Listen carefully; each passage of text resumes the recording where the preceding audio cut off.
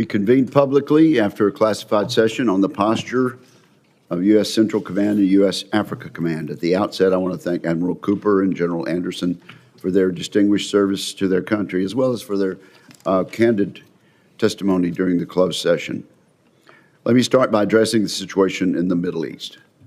Throughout Operation Epic Fury, Admiral Cooper commanded our highly trained and courageous men and women in uniform as they executed an exceptional military campaign. The campaign has rendered the Islamic Republic of Iran a shadow of its former self. The effort has not been without significant losses, though, and certainly we continue to honor the memory of the 14 service members who lost their lives in this campaign, as well as the approximately 300 service members who've been injured. Since 1979, Iran's clerical regime has chosen to make the United States its #1 enemy. The motto of Iran's Ayatollahs has never been "God bless Iran" or "Long live Iran." They have chanted "Death to America, death to Israel." The regime states its murderous goals plainly. The entire foreign policy of Iran revolves around killing others rather than building for its people. As part of Iran's war of choice against the United States, the regime has directed its terrorist proxies to kill hundreds of American service members, take dozens of Americans hostage, and assassinate senior American officials, including attempts on the life of President Trump. It has also developed a nuclear and ballistic missile program that aimed to hold multiple continents and dozens of U.S. partners at risk.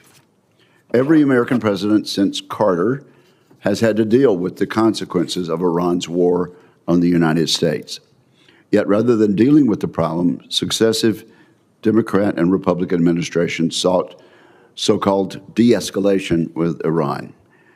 This often afforded Iran the time and resources to develop its nuclear program, the ballistic missile program, and global terrorist infrastructure.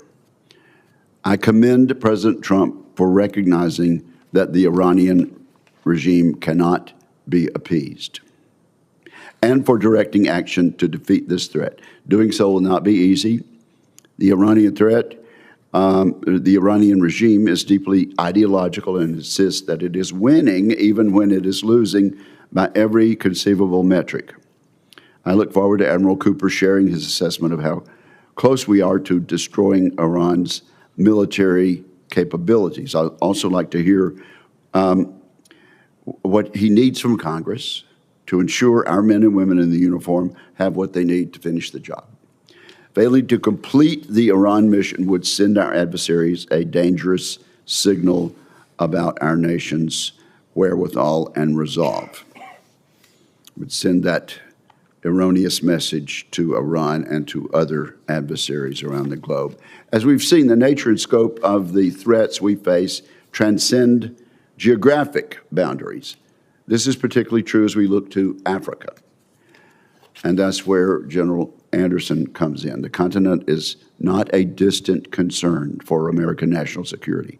Rather, it is an arena of growing strategic consequence, defined by converging threats from adversarial nation-states like China and Russia, radical Islamist terrorism, and instability driven by weak governance.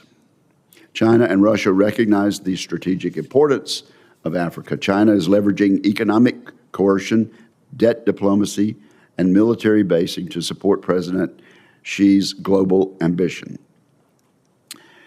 Through its mercenaries and other proxies, Russia is destabilizing fragile states and extracting resources in order to bankroll its malign activities in Ukraine and elsewhere around the world. I look to General Anderson to provide his assessment of Chinese and Russian objectives in Africa, and to update the committee on how Africa Command is addressing the threat posed by these nefarious actors. The terrorist threats across Africa remain persistent, adaptive, and dangerous. Increasingly, Africa is becoming the epicenter of global terrorism. Al-Qaeda and ISIS senior leadership now reside in Africa, and their terrorist affiliates are expanding in size, capability, and geographic reach, from the Sahel to the Horn of Africa. Their murderous ambitions are not confined to that continent.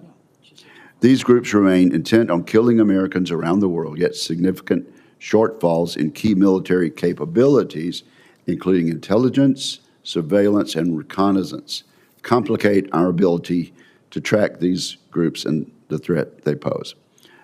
So we look to General Anderson to let the committee know how these resource shortfalls are impacting his ability to combat the terrorist threat and where this committee can be helpful. I have noted in my remarks, Africa is of increasing strategic importance to American national security interest. This is precisely why a dedicated combatant command for Africa is indispensable. Africa Command was established in 2007 because the United States recognized that these challenges require sustained and dedicated focus. This committee remains committed to ensuring Africa Command has the authorities, resources, and strategic support necessary to protect American interests across the continent. With that, I turn to my partner and colleague, Ranking Member Reed. Well, thank you very much, Mr. Chairman. And Admiral Cooper, General Anderson, thank you for your dedication and service with great distinction over many years. Thank you. And also, I think I expressed the concerns of all of us, or the hopes of all, that you convey our congratulations and appreciation to the men and women that you lead in your areas. I want to also begin by expressing my deepest condolences to the families of the service members who we recently lost in the Middle East and Africa, and we owe them our greatest respect and gratitude. Admiral Cooper, we are 75 days into this war with Iran, and I am concerned the President does not have a credible strategy to win. Every member of this committee shares the goal of preventing Iran from having a nuclear weapon, but there is no purely military solution to this problem. Instead, every president over the past 50 years has used diplomacy, sanctions, and international cooperation to this point successfully prevent Iran from obtaining a nuclear weapon. President Trump tore up the Iran nuclear deal, and instead of negotiating a new deal, unilaterally took our nation to war. More than a dozen service members have lost their lives, and hundreds more have been wounded. We have suffered a significant damages to our bases, dramatically expended our munition stockpiles, and sustained billions of dollars of damaged equipment. The Strait of Hormuz is still closed, despite attempts to escort commercial ships.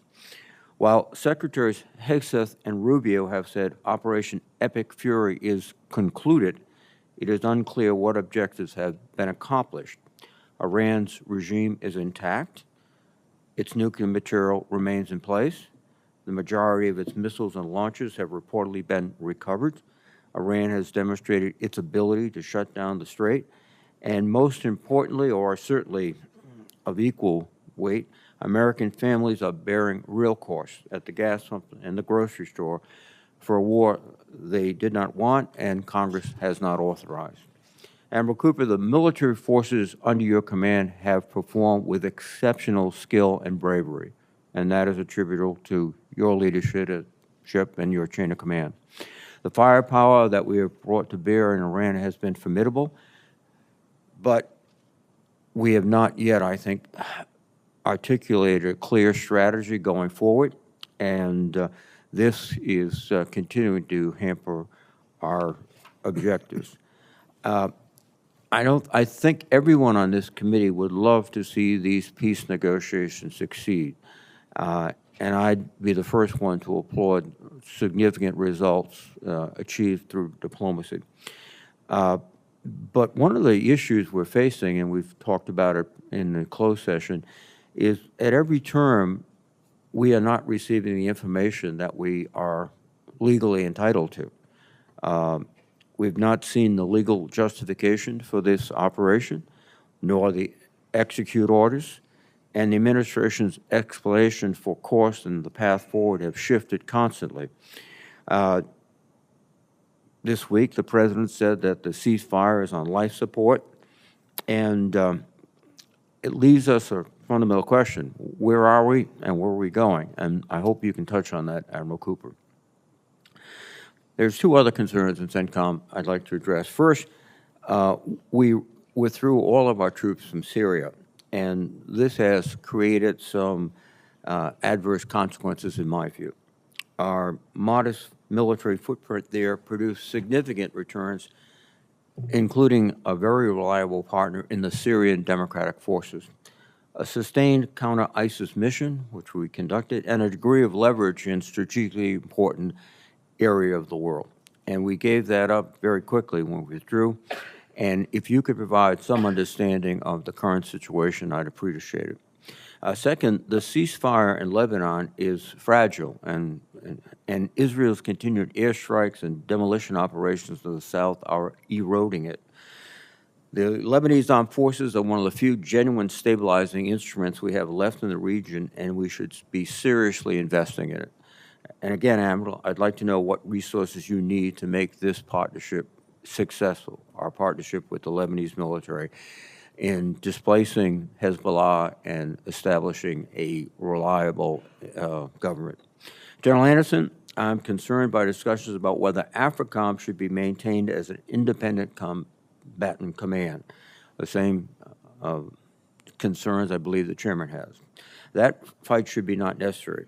And it really, I think, reveals a misunderstanding of the continuing importance of Africa in so many different ways. If we were to merge AFRICOM with EUCOM, I think that would be a mistake. It would signal to our allies and adversaries that Africa is not a priority for the United States. Russia and China are not making that mistake. Russia's Africa Corps has expanded steadily across numerous countries, and China continues to build ports, infrastructure, and relationships across the continent. Both nations are filling a space that America has created for them by our disengagement. And General, I would ask you to share your views on the current security situation and how you are working with allies and partners to address the political and economic instability in Africa. Finally, I would note that the dismantling of USAID has made this situation worse. More than $12 billion in annual assistance to sub-Saharan Africa is largely gone. This has translated directly into instability, radicalization, and openings for our adversaries. The administration's From Aid to Trade slogan in Africa may be a reasonable long-term aspiration, but it's not a near-term substitute for what has been lost, and our partners on the ground know it. I'd like to know what authorities and support you need from this committee to effectively partner with vulnerable nations in Africa to keep us from losing more ground to China and Russia. Admiral Cooper, General Anderson, thank you for your leadership, your outstanding service, and I look forward to your testimonies. Thank you. Admiral Cooper, you are now recognized for your opening statement, sir. Well, thank you very much. Chairman Wicker, Ranking Member Reed, members of this committee, thank you for the opportunity to testify before you today, and thank you all in this committee for your very steadfast support to the United States military and to our men and women deployed today. I'm pleased to be sitting here today with my good friend, the Commander of U.S. Africa Command, General Dag Anderson, and I'm joined by Fleet Command Master Chief Lateef Compton, our senior enlisted leader at Central Command. Events in the Central region have shown how quickly the course of history can change.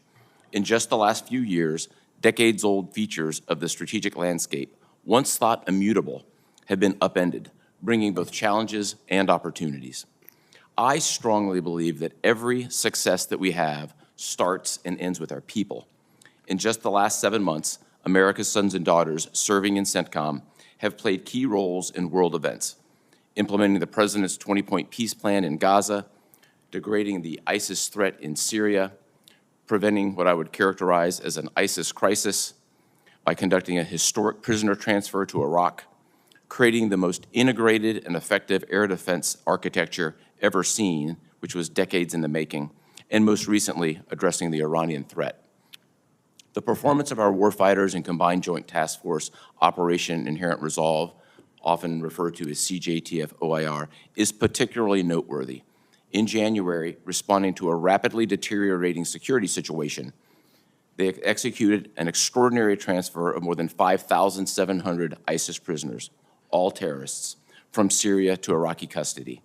Their effort prevented a mass prison break that risked large-scale ISIS reconstitution and acute risk to the American homeland. In parallel, OIR has maintained relentless pressure on ISIS remnants in Syria.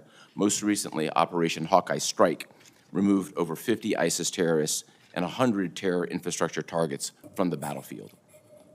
U.S. Central Command was created in direct response to the threats posed by the Islamic Republic of Iran, and I am the 16th CENTCOM commander to deal with the Iranian problem set. For 47 years, the Iranian regime has terrorized the region and made hostility to the United States a core tenet of its rule. Their hostile, lethal track record against the United States is well documented, but I don't know that it is always well understood. Here's a data point. In just the last 30 months prior to the commencement of Epic Fury, Iranian-supported terror groups have attacked U.S. troops and diplomats more than 350 times, the equivalent of attack more than every third day, killing 4 U.S. service members and wounding nearly 200 more. After more than 2 years of Iranian attempts to leverage October 7th of 2023 to tear the region apart, at the direction of the President, United States Central Command initiated Operation Epic Fury. In less than 40 days, CENTCOM forces achieved our military objectives. Most notably, we degraded Iran's ability to project power outside its borders and threaten the region and threaten our interests. As an example, we can all remember April and October of 2024, hundreds of Iranian ballistic missiles and drones raining down in the Middle East. Today, Iran can no longer attack with that mass and scale. And further, with 90% of its defense industrial base destroyed, Iran won't be able to reconstitute those weapons for years. We also all watched Iran spend decades and billions of dollars arming proxies. Today, Hamas, Hezbollah, and the Houthis are all cut off from Iran's weapons supply and support. This result was not foreordained, nor was it brought by chance. It's the culmination of months of careful planning built upon decades of experience. These results also do not come without cost. We honor the memories of the 14 service members who paid the ultimate sacrifice during Operation Epic Fury, and the 2 soldiers and the 1 civilian killed in Palmyra, Syria. They represent truly the very best of all of us. As I sit here, we are clear-eyed. The situation in front of us is very complex. High-stakes negotiations continue. Our job is to be ready, and we are. I testify today on behalf of the 50,000-plus servicemen and women deployed to the Central Region. It's a great honor and privilege of a lifetime to serve as their commander, and thank you very much, and I look forward to your questions. Thank you very much. General Anderson. Chairman Wicker, Ranking Member Reed, and distinguished members of the committee, thank you for the opportunity to provide you an update on U.S. Africa Command. I'm joined today by Command Sergeant Major Garrick Banfield, our senior enlisted leader, and I'm proud to sit beside my friend from U.S. Central Command, Admiral Brad Cooper. We both appreciate your unwavering support to our nation's warfighters. Before I start, I'd like to recognize the service of First Lieutenant Kendrick Lamont Key, Jr. and Specialist Mariah Collington, who lost their lives in a tragic accident during African Lion and are returning home today. I would also like to express my appreciation to our allies and partners, particularly Morocco, who stepped forward when it mattered most. Africa sits at the crossroads of global commerce and security, bridging the strategic terrain between the Atlantic and the Indo-Pacific. It's the world's supplier of critical minerals for advanced defense system and home to 12 of the world's 20 fastest growing economies. By 2050, it will account for 1/3 of the global working age population. Today, the epicenter of global terrorism is in Africa. ISIS leadership is African. Al-Qaeda's economic engine is in Africa. Both of these groups share the will and intent to strike our homeland. Their affiliates, once isolated nodes, now show increased connectivity. Just as concerning is the nexus between Al-Qaeda's Al-Shabaab and the Iranian-sponsored Houthis. AFRICOM is prioritizing willing and capable partners. We support partners with capabilities that only the U.S. can bring. ISR, targeting, precision strike. These efforts have driven ISIS leaders in Somalia underground, disrupting their command and control of the global ISIS network. In West Africa, Al-Qaeda affiliate JNIM has demonstrated increased capacity to control key terrain in the Sahel most notably by strangling fuel supplies around population centers. The capture of a capital city would provide al-Qaeda with all the trappings of a nation-state to sponsor global terrorism.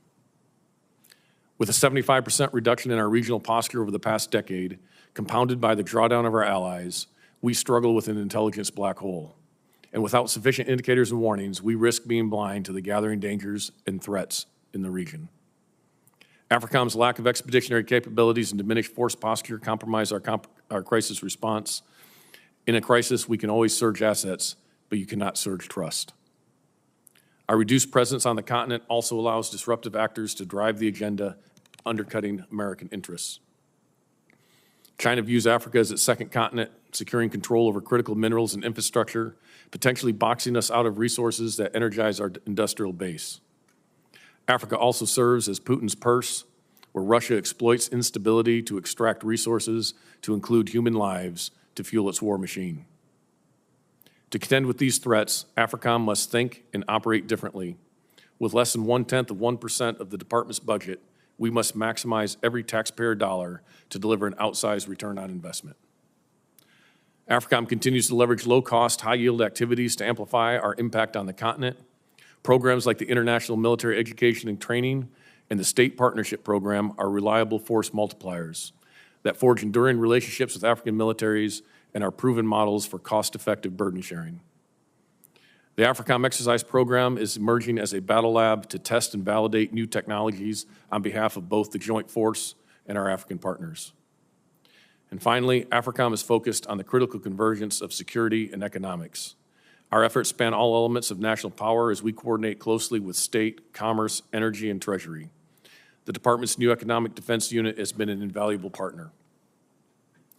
To defend the homeland and promote U.S. interests and ensure effective crisis response, AFRICOM needs targeted investments in layered, non-traditional ISR, innovative force protection, programs that are able to enable willing and capable partners, the opportunity to conduct experimentation of emerging technologies, and the ability to respond to crisis at the time and point of need.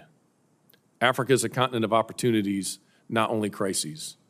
With the continued support of this committee, I can assure you that every dollar you authorize for AFRICOM will contribute directly to the security, safety, and prosperity of the United States. Thank you. I look forward to your questions. Well, thank you very much. Let's get right into Iran, Admiral Cooper. And I think one of the basic questions was this exercise of ours, was this operation of ours a war of choice or a war of necessity? Let me get your military perspective. Did Iran have enriched uranium up to 6% prior to Operation Midnight Hammer? Yes, sir, they did. And is there a civilian use at all for uranium that is enriched to 60%? There's not, Senator. Is it fair to say that Iran's nuclear breakout time has been set back then, thanks to Operation Midnight Hammer and Operation Epic Fury? Without talking specifics, that's accurate, Senator. All right, and has Iran ever been willing to curtail its ballistic missile program through negotiations? They have not, sir. And then perhaps you can explain in some detail to what extent Operation Epic Fury has set back Iran's ballistic missile program. To what extent you can tell us in this open setting. Yes, sir, Senator. Thank you very much for that question. Our military mission in Operation Epic Fury was crystal clear from the very outset and remained steady throughout. The mission was to degrade Iran's ability to project power on its neighbors and U.S. interests. It had three key components: degrade Iran's ballistic missiles and the defense industrial base that supports it, degrade Iran's drones and the defense industrial base that supports that, and degrade their Navy and the defense industrial base that supports that. In each of those categories, we met all of the achievements.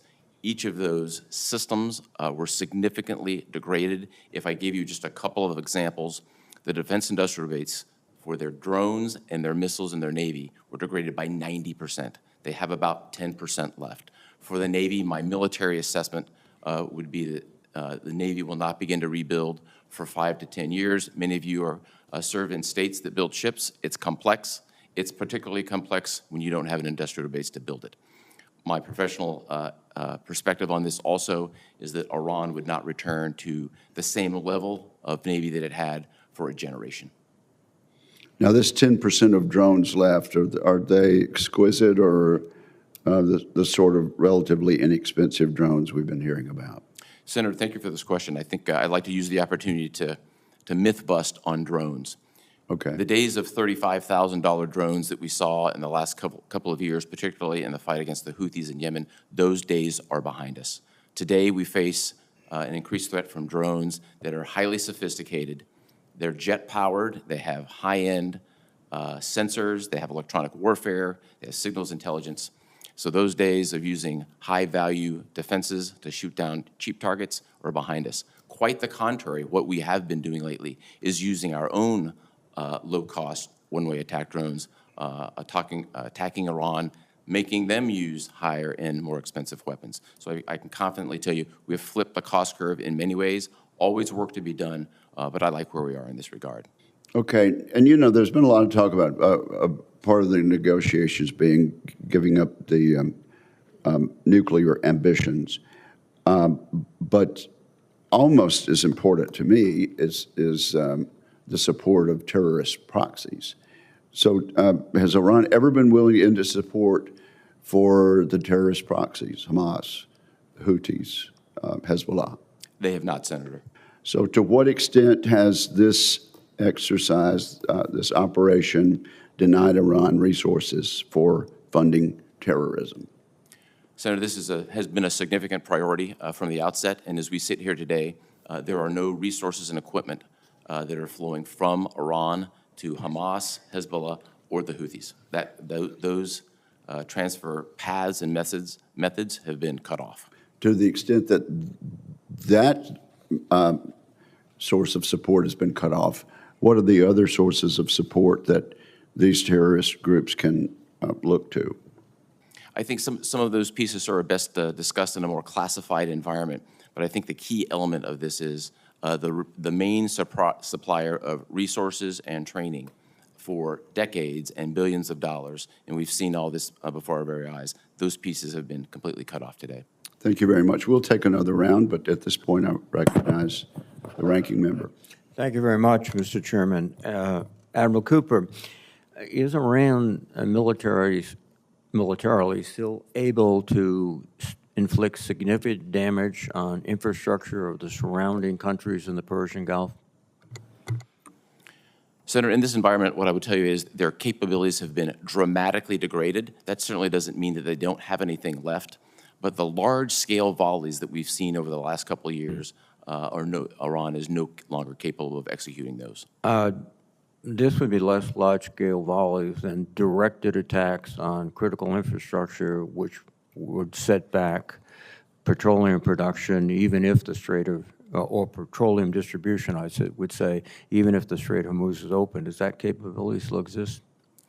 Capabilities across the board inside Iran still exist at a degraded scale. We've also planned accordingly for each of these scenarios, if necessary, to deal with them from a defensive perspective. So would you characterize Iran as no longer a threat? Iran has a significantly degraded threat, and they no longer threaten regional partners or the United States in ways that they were able to do before. Across every domain, they've been significantly degraded. But they can still threaten their partners. It's a very large country. They retain some mineral capability. That's correct, and that's accurate. Thank and of you, course, sir. we've accounted for that from a defensive perspective. General Anderson, what's happened is that the administration recalled over 30 career ambassadors in Africa, over 30 career ambassadors overall, 12 in Africa. In the United States, there's only 14 confirmed ambassadors. In other words, 40 ambassadorial posts in Africa are vacant or filled by charge d'affaires. Is it essential to your work to have fully functioning embassies with ambassadors? Senator, we work very closely with all the embassies across the continent to pursue and further American interests. And so that relationship with these embassies is critical for AFRICOM's effective engagements. But what about the ambassadors? Yes, sir. So the ambassadors do enjoy access. I think that that's important to have ambassadors in place because the hierarchical nature of many of the African countries is that if you're not an ambassador, you don't always get access. And so there is obviously benefit to that. And we coordinate with them quite closely when we engage. Thank you very much, sir.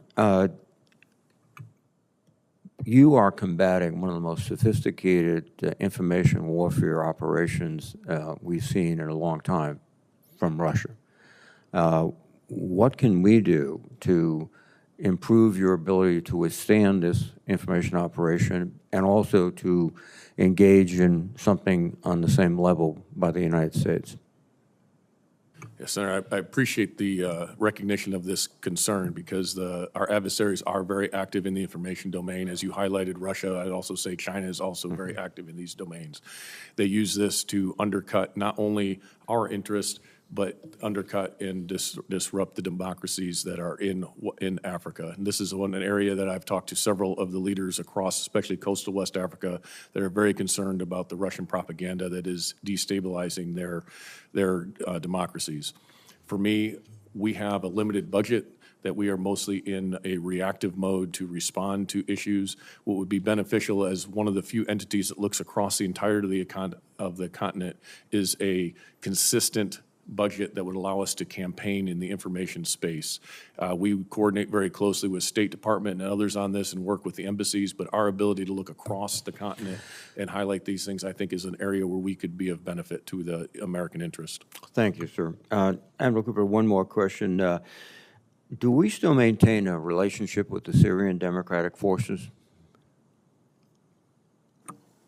Senator, we do have a nascent relationship with them in the context of evacuating the more than 5,700 ISIS prisoners from predominantly northeast Syria to Iraq.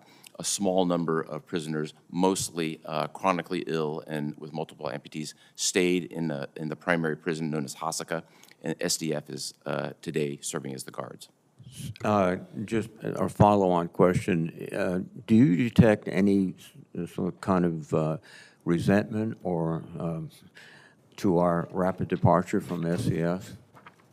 I think, Senator, we've had a long standing relationship with the SDF.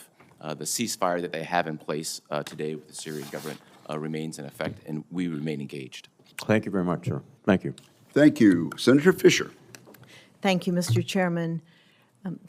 Welcome, Admiral. General, thank you for your service.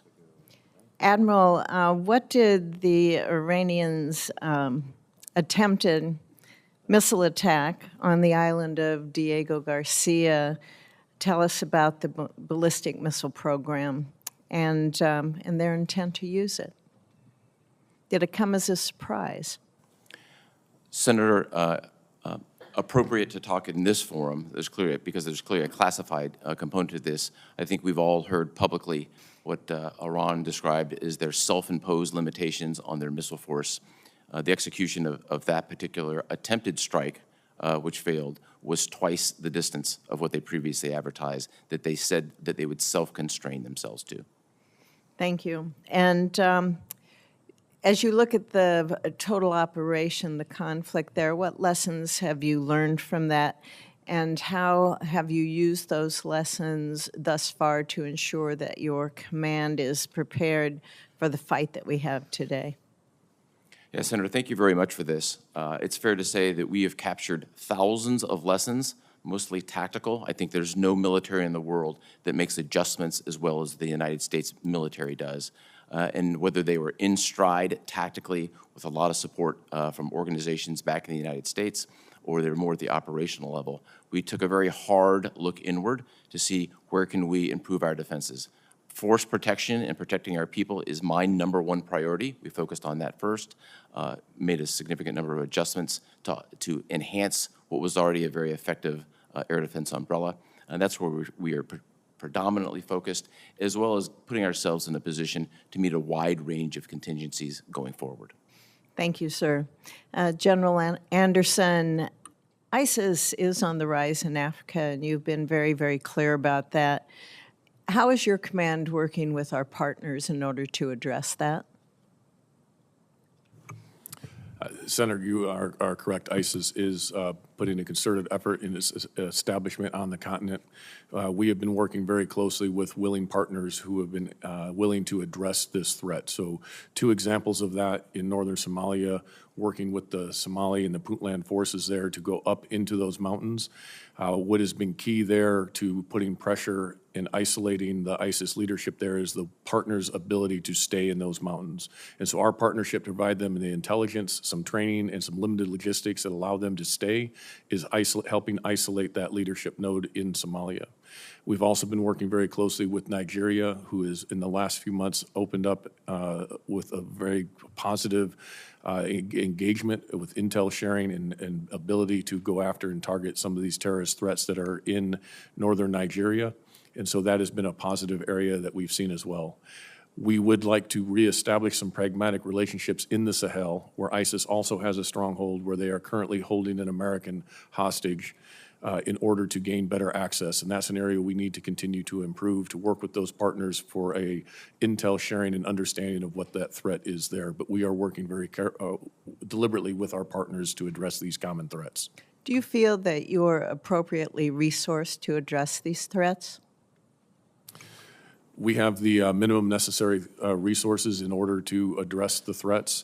In order to do this, because of the size of the continent and the complexity of those attacks or of those threats, in order to thwart these, we have to shift resources, and that entails taking some risk in those other areas in order to address the primary efforts. I'd like to have you address some of the connections that we see with the drug cartels, with the terror groups. Can you elaborate on those, especially with regards to the Central and South American cartels? Yes, Senator, that's an area that is emerging that is causing us great concern. So 2 points to that. Recently, there was a interdiction based on some intelligence that we were able to provide that the Spanish interdicted a shipment of cocaine that was 35 tons of cocaine. We believe that's about $1 billion of street value. We believe that's the largest interdiction in history. That came out of South America. It was transiting along the west coast of Africa towards another location that I could talk about in a classified environment. And so we're seeing more of that drug trafficking coming in, and the terrorist organizations are helping transit that. They're getting payments through that, and there's a symbiotic relationship that money then comes back to our hemisphere, to those drug cartels, but also helps provide fuel for those terrorists. Another area that I think is important to highlight is that in the last 18 to 24 months, we have assisted in, or at least tipped off many partner nations to drug activities and labs in their country. In this time, 11 of the 12 drug labs that have been interdicted have had Mexican cartel members on site, to include the largest drug lab that had ever been disrupted in South Africa, that there were Sinaloa cartel members on site. And so they are actually doing production now in Africa, as well as the transit of that across the continent. So we're watching this develop, and it's of concern as this fuels both the terrorists and the cartels. What's the destination of those drugs? Those drugs are destined for the Middle East, for Europe, but we're also seeing them then come in through the northern route back into America. As we have applied pressure on the southern border, they're finding other means to bring those drugs into our nation. Thank you. Thank you, Senator Fisher. Senator Blumenthal. Thanks, Mr. Chairman. Thank you both for being here. Thank you for your extraordinary service in a difficult time. General Anderson, I want to express my condolences to you and your team and the families of Lieutenant Kendrick Lamont and Specialist Maria Collington. The Army's lost 2 young patriots and dedicated man and woman, and I'm certain that the recovery mission was difficult. And I want to commend your team for bringing closure to their families. Admiral, there's been public reporting that Iran continues to have as much as 70 to 75% of its missiles and launchers available to threaten shipping in the Strait of Hormuz. Does that reporting conform roughly with your estimate as to Iran's continuing strength? Senator, thank you for the question, and first, thank you for your time these past few days. It's been meaningful and very much appreciated. I think it's appropriate in this forum not to discuss specific intelligence assessments. What I would say from my perspective is the numbers that I've seen in open source are not accurate. I think what also is not taken into consideration, it's more than just the numbers. It's the command and control that's been shattered. It's a significant degradation in capability, and it's the lack of any ability to then produce any missiles or drones on the back end. I think we have to take a holistic look at that, and that's what we've done. But regardless of what the numbers are, Iran continues to pose a significant threat to shipping because it has missiles and fast boats and other assets that are available to attack shipping in the area, correct? Senator, in each of those cases, their capability have been significantly degraded. If I just use my own professional experience, in 100 transits through the Strait of Hormuz, you would typically see 20 to 40 fast boats, and lately we've seen 2 or 3. So the degradation means it's been significant, but some residual capability does exist. With respect to the threat that remains, your forces were successful in Project Freedom in enabling ships to go through the strait, correct? That's correct, sir. And Project Freedom was stopped for what reason? Senator, I think I'll look back a couple of days ago on the Chairman of the Joint Chiefs' testimony before the Senate Appropriations Committee. I think he characterized it well. The situation in the Strait of Hormuz is rather complex these days, and I would offer just these quick points. First and foremost, the United States controls, via our blockade, which I'd be happy to talk about, the overall flow of commerce going into and out of Iran.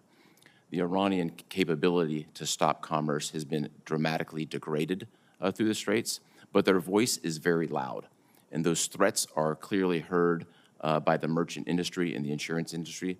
Those are factors. There's certainly factors in energy. But and project, on top of all project that, I apologize for interrupting, but I'm going to run out of time, as you understand. I think the point that I want to make here is that Project Freedom could be started again, and the voices of the Iranians, large as they are, could be contradicted or reduced in impact if Project Freedom were ongoing and the world could see that shipping was going through the straits. Am I off base in that view? Senator, there's a wide range of contingencies that we are prepared to execute. I would defer to the policymakers on anything having to do specifically with the Strait of Hormuz, particularly during this time of sensitive negotiations where it's front and center in the negotiations. And have you seen any progress in those negotiations? Senator, I'd refer to the diplomats and the team engaged in the negotiations.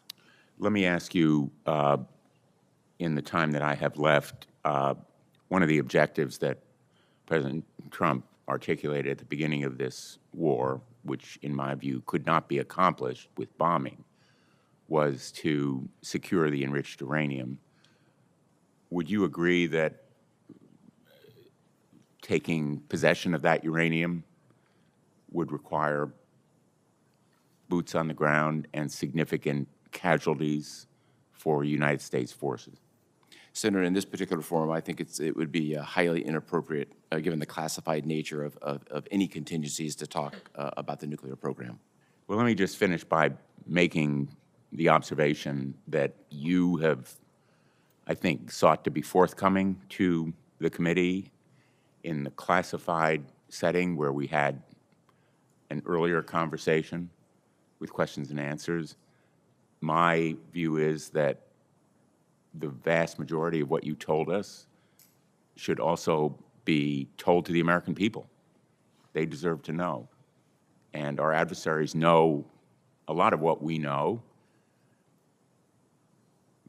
the ones who really don't know are the American people, and they deserve more information, which is not a criticism of you. It is of the system which causes the withholding of this information, and the administration, which has refused to provide figures as to the costs of the war and other details that are relevant and important for the American people to know. So I'm hopeful that we can have a way to make more information available to the American people. Thank you, Mr. Chairman. Admiral Cooper, during the brief time of Project Freedom, before it was closed off again, can you say in this setting whether or not our services were able to open the strait? Senator, thank you for this. Very much appreciated. As has been publicly highlighted, the first two ships to flow from the Arabian Gulf, from the western part into the east through the Strait of Hormuz, were U.S. flagged vessels. That was successfully executed. And U.S. Navy destroyers then came into the Arabian Gulf, operated for a number of days, and then, as you subsequently saw, flowed out of the Arabian Gulf. Okay, so Senator Blumenthal's question presumed that you could give in public your judgment as to whether the United States is capable of doing that again. Senator, there's a military component of this, and then there's also a policy component that I would leave to the policymakers. But from the military standpoint, we could do that again, could we not? We just did it last week. Thank you. Senator Ernst, I believe. Thank you, Mr. Chair. And gentlemen, thank you for being here today, and to your teams as well. We truly appreciate your service and dedication to our nation. And I also want to acknowledge the loss of the two individuals in Morocco, and thank our Moroccan partners as well for their contribution in the recovery efforts.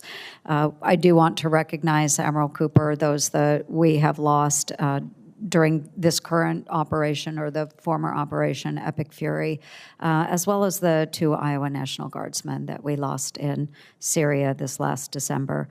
We have also more than 380 who have been wounded in this fight. So for all of those service members that have given so much, and to their families, they will not be forgotten. The operations that have been conducted against Iran and its proxies across the Central Command AOR wouldn't have been possible without some really tremendous partners in that region. And we have seen a large burden borne by Israel and Jordan. We've seen assistance coming from Bahrain and UAE, who has taken a significant amount of incoming fire, Saudi Arabia, Qatar. They haven't all been passive bystanders. They've been actively engaged. So they have contributed to every line of effort, and we appreciate them contributing to our successes. We can't overstate what their basing access logistics, their networks and intelligence cooperations have meant operationally to us. So, Admiral Cooper, what is the one or maybe two things that you want all of us to understand as we walk out of this hearing, knowing about what our allies have assisted with in this fight? Senator, first, thank you for the question, and thank you for your leadership, and thank you for all that has been done by the great men and women from your state. They've played an outsized role, so thank you for that. Thank you. In terms of our partners, I think a key feature is we have enhanced mill-to-mill relationships across the board in the Middle East. As we sit here right now, we have 5 specific partner nations who are not just conceptually side by side, but literally side by side with the United States in defense. The United Arab Emirates, Bahrain, Kuwait, Qatar, and Saudi Arabia. Over the course of Epic Fury, they defended themselves and they defended Americans. In addition to those key allies, everything that we've accomplished would have been impossible without the Kingdom of Jordan, and clearly we were operating very closely with the State of Israel. I think that group in particular should be commended. They didn't just execute missions, they served side by side with Americans and protected Americans. Thank you. And this takes years to develop those friendships, those relationships, the mill-to-mill work that you do. Is that correct? It does. There's the mill-to-mill work, there's the friendships. It's all about bringing these together, and the air defense umbrella that's been created has been in concept for the better part of a decade and a half, now fully realized. Mm-hmm. And again, I just want to reiterate that we have such tremendous partnerships with so many of those nations, and we thank them for that. I'll move to AFRICOM now, General Anderson. Over the past couple of years, the U.S. has been withdrawing forces from a number of countries, including Niger, Mali, and Chad. And Russia's African Corps has moved in to fill that vacuum. Where we don't exist, others will. But just a few weeks ago, they retreated from Kidal, Mali, under fire. They had surrendered to the very militants that they were sent to defeat. So we have some really interesting dynamics going on in that region, and AFRICOM is left with the responsibility for a lot more high-risk, high-threat posts than any other combatant command in the world. So walk us through, just very briefly, what AFRICOM cannot do today that it could 5 years ago. Well, Senator, I think there's one very poignant example that I can use very quickly is that 5 years ago, as a commander of Special Operations Command Africa, Philip Walton was taken hostage in Niger and transported by bandits being prepared to be sold to terrorist organization. We were able to identify him in 24 hours. We were able to pinpoint his location within 48. He was rescued in less than 96. That was largely due to the access that we had, also the partnerships and the relationships that we enjoyed. Today, Kevin Rideout is on day 205 of captivity, largely because we don't have the access that we had before and the relationships that are necessary, and that posture reduction has been difficult. And he was also taken out of Niamey. Unfortunately, he was then sold by the bandits to ISIS and is being held there today. And thank you for that. And Mr. Chairman, I just want folks to understand the lack of presence that we have in AFRICOM and that exact difference. So thank you, General Anderson, for a very, very specific example of what a lack of presence has meant. Thank you, Senator Ernst. There's a proposal for substantially more funding for your command. Is that right, General Anderson? Senator, that is correct. The presidential budget significantly increases our budget and addresses some of these key concerns. Well, that one example you just gave, would that be addressed by these proposed additional funds? So not entirely, Senator, because the access and relationships are what were key there. But we do, because of this, because of that lack of posture, need more investment in expeditionary capabilities, and that is being addressed in the proposed budget. But those relationships that the Senator highlight and maintaining those relationships are absolutely critical because you cannot surge trust in the time of need. Okay, well, you and I have gone back and forth about unfunded requirements. And so I guess your testimony is that that's not a matter of funding, it's just a matter of relationships. Senator, that is a matter of relationships. The funding that we would ask for that would help us is the contingency response ability, expeditionary, but also some targeted programs to work with key partners who are willing and able to address the threat, to increase their capability and capacity to do that. So those are the investments. Those are all included in the proposed budget. So right now, I don't have many needs. Very well. Senator Kaine. Thank you, Mr. Chair, and to our witnesses. President Trump's decision to unilaterally take the United States into a war with Iran is deeply unpopular in Virginia. We are a very pro-military state, a very pro-military state. And as I've traveled around Virginia and talked to Virginians, the unpopularity sort of gets crystallized into, have we learned nothing from 25 years of war in the region? 14,000 American troops and contractors died in the war on terror in Iraq and Afghanistan, more than 65,000 injured, $8 trillion spent. And Virginians who've watched their friends and family repeatedly deployed over the last quarter century have grave concerns about what was accomplished and was the sacrifice worth it. our troops sacrificed so bravely. Chief Warrant Officer Robert Marzahn, one of the 14 who have died in epic fury, Spotsylvania County, Virginia. Our Ford Carrier Strike Group just returned the longest post-Vietnam deployment of any carrier. Our folks sacrifice. They want civilian leaders to make the right decisions about whether and when and how they should sacrifice. And there's deep concern that in this instance, the decision is a wrong one. Part of it is a failure to really grapple with history. In the hearings in this committee, I've heard over and over again, and I've heard the President, Secretary of Defense talk about Iran's bad actions since 1979. And everything that's been said about Iran's bad actions are true. But there's a lot of the story that folks don't talk about. History didn't begin in 1979. Iran and the United States were allies in World War II. One of the pivotal events in World War II was the Tehran Conference, where President Roosevelt, Winston Churchill, Joseph Stalin met in Tehran to guarantee Iran independence, stable borders, and sovereignty. Iran loved the United States. The United States led a coup to topple the democratically elected government of Iran in 1953 during the Eisenhower administration. The United States propped up a dictatorship, the Shah of Iran, trained the secret police, the Savak, that tortured, exiled, imprisoned, killed Iranians by the thousands. And 26 years after that, there was a revolution, 1979, and yet, yes, then it was death to America. The U.S. funding a dictatorship and toppling a democratic elected government led to an Iran that has been very hostile, and all the events my colleagues have talked about since then are accurate. But just as Iran seized our embassy in violation of international law, then the United States funded Saddam Hussein for Iraq to wage war against Iran in the 1980s, killing hundreds of thousands of Iranians.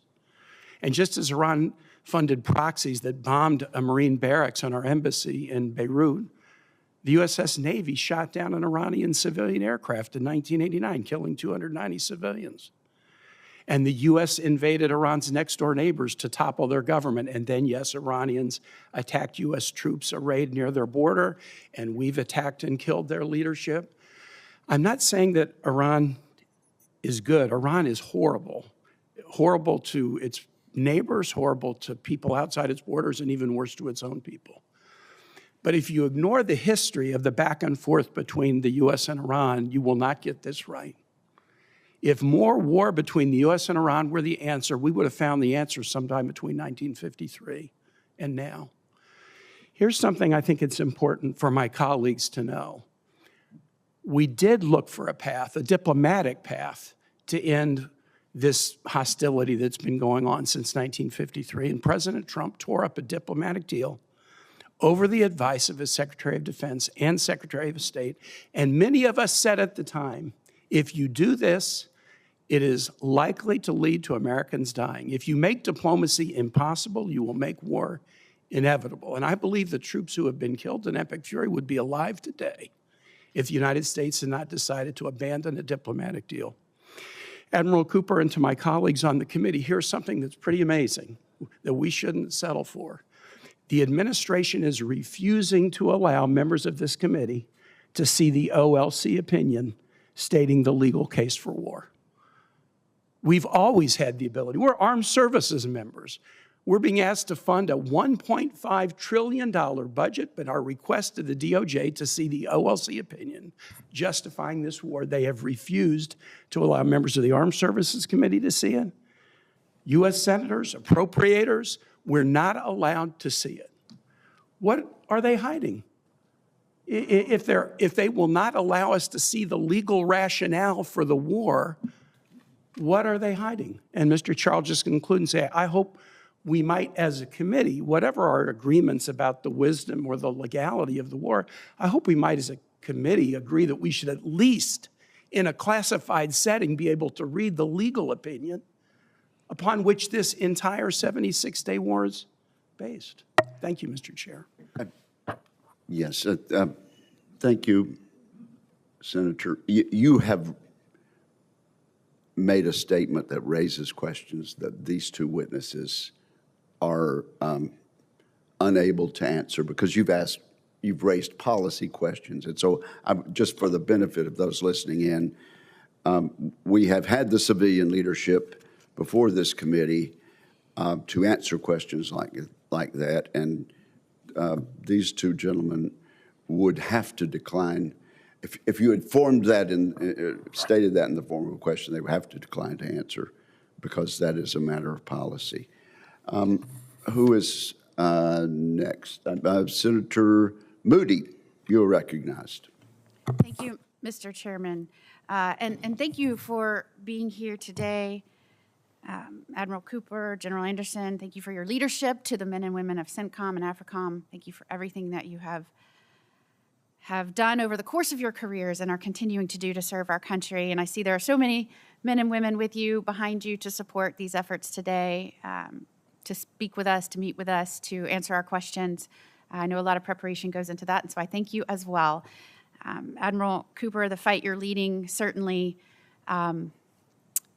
with CENTCOM under your command, I'm always proud to say that that is from my home, based in my home county in Florida, Hillsborough County, Florida. That's where I was born and raised. It's been there since 1983, 43 years of commanding operations like we're involved in today. So proud to have you here, sir.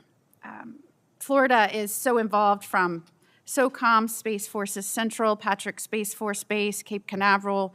We're both the command hub and launch pad for most all conflict. So we are proud to be that, proud to be a stakeholder in everything that's done within the military. And so on behalf of all the service members in Florida, civilian and their families, we want to say thank you to them. I am the newest member of this committee. It's always interesting to me to hear the different perspectives from other members on this committee. You would think from some of the questioning previously that the United States willy-nilly abandoned all diplomatic efforts, didn't think through that. There was no justification. And I'm wondering, I know, if you could tell me, Admiral Cooper, what is your background working with CENTCOM and all of the leadership positions you've held? Senator, first, thank you for the question, and thanks for your time yesterday, and thanks for your leadership. Thousands of Floridians are serving in the Middle East today, and they're serving honorably And what specifically have been your roles with CENTCOM? I've been focused on the Middle East for the last 5 years, 3 years of which we're serving in Bahrain as the fleet commander, and then about 16 months as the deputy commander prior to my current position. And how long have you been familiar with Iran and its leadership and its attacks against the United States? I've studied it or been a part of it for the better part of 3 decades, particularly acutely in the last 5 years. And leading up to February 28th, months prior to that, what was jarring to you that you saw different than what had been for those many decades that you've been involved? I think it's important to note just in the 30 months before Epic Fury commenced, Iran and its proxies had been attacking U.S. service members and diplomats about 350 times. Can you repeat that? About every third day. Iran and its proxies attacked American service members 350 times in the Middle East. I don't think that Americans were aware of that in the 30 months that they had attacked Americans or their service members 350 times. Does that surprise you that I would say that? That I don't believe the everyday American going to work knew that? It's disappointing, but between the actions of proxies in Iraq and Syria, as well as the Houthis, that's simply the fact of what happened. And the months leading up to that decision, that very serious decision on February the 28th, what were your concerns regarding the proliferation of missiles or the ability of the United States to do anything if that nuclear threat escalated? Senator, in this venue, what I would say is, since our number one priority is to prevent a nuclear-capable Iran, I always, every day, focused on that problem. But what we saw in the weeks and months leading up to Epic Fury was an increase in the production capability of ballistic missiles, which presented a very significant risk both to the partners and ourselves, and this is why it was part of our military objectives to eliminate those missiles and equally, if not more importantly, eliminate the ability for Iran to generate any more. And those couple of months leading right up until that, you saw a dramatic escalation in that ability on Iran's part? That's correct. Between starting in about November and December, you started to see an increase in Iran's capability and intent to produce more ballistic And missiles. if we couldn't have neutralized that threat diplomatically, does there come a point where that's not an option anymore, where there may be a slippery slope where we can't get back to our ability to be effective to quell that threat? Without crossing into classified lanes, the short answer is yes. Iran had a large-scale capability to produce ballistic missiles beyond which could potentially be defended. I think that's a very important point. The second point is that capability has been virtually eliminated. And I believe I heard you say at this point you believe Epic Fury has satisfied its mission. Senator, we met every military objective for Epic Fury. And what is the difference between where we were on the 28th of February and right now? If I used a couple of examples, the Iranian Navy went from harassing throughout the region and being a regional power to having no Navy. Thank you. Thank you, Senator Moody. Senator King. Thank you, Mr. Chairman. Admiral, you used the word myth busting a few minutes ago, and I have to do a little myth busting. It's sort of a common rhetoric today that no administration prior to this one has confronted the threats of Iran. In fact, the most effective confrontation with the threat from Iran, the nuclear threat, was during President Obama's administration with the JCPOA. I would point out that at the time that President Trump unilaterally tore up the nuclear agreement with Iran, Iran had 0 highly enriched uranium. As you know, today, one of the focuses of this whole enterprise is 400 kilograms of highly enriched uranium that's in place in Iran that was produced since the unilateral dissolution of the JCPOA. The idea that nobody ever confronted this problem is just not true. And we're now confronting a problem that was created by the abandonment of the JCPOA, which is the most comprehensive nuclear control agreement ever and the most highly inspected by the International Atomic Energy Agency in world history. So we're confronted with a problem now that in many ways this administration created in 2018 by abandoning this agreement. Let me move on. Do we have any clarity now as to who's in charge in Iran? Do we know who has the power to negotiate and make agreements? Senator, the negotiations themselves are held via diplomatic channels, and I would really refer to the diplomats to address that. But clearly, from a military perspective, their command control was significantly fractured as a result of our strikes in Operation Epic Fury. And command and control is another way of saying their leadership. There's a communications difficulty. Is the IRGC in charge at this point? From your The IRGC is exercising significant authority. General Anderson, talk to me about the loss of soft power in Africa, our abandonment of USAID, and what's happened with the Chinese and the Russians that my understanding is are now filling that gap in addition to the other aggressive actions that they're taking. Senator, I would say that we look at all facets of national power and how to bring those to bear on the continent in order to provide security outcomes. Oftentimes, taken one facet of our national power off the table unilaterally for no apparent reason. The whim of Elon Musk. Senator, we work very closely with state, with commerce and energy in order to look at the security requirements on the continent. I have a Foreign Service commercial officer joining my staff this summer, along with a liaison from Department of Energy, in order to look at economic opportunities. But it is a fact, is it not, that we have essentially left all of the role that USAID played on the continent? That's gone. Isn't that's a yes or no question? Senator, there are still aid programs that are active on the continent. They are much reduced from what they were before. Much reduced. That's a fair way of stating it. You mentioned earlier that the Al-Qaeda and ISIS have resurged in Africa. Now, the term epicenter has been used several times of world terrorism. You used the term. You said they have the will and intent to attack the homeland. My question is, do they have the capacity? Are they developing weapons, strategies, other ways to take that will and intent and turn it into something of imminent danger to the American people. Senator, that is the exact issue that is my top concern, is being able to provide, they have the assets necessary to provide the indication and warnings to know and be able to identify when they shift from that will intent to have the capacity and capability. That is something that is very difficult for us to ascertain in the Sahel right now, given our limited posture. That was going to be my follow-up question, is do we have the capacity to determine their capacity? It sounds like you just said we don't have the capacity that we should have or need.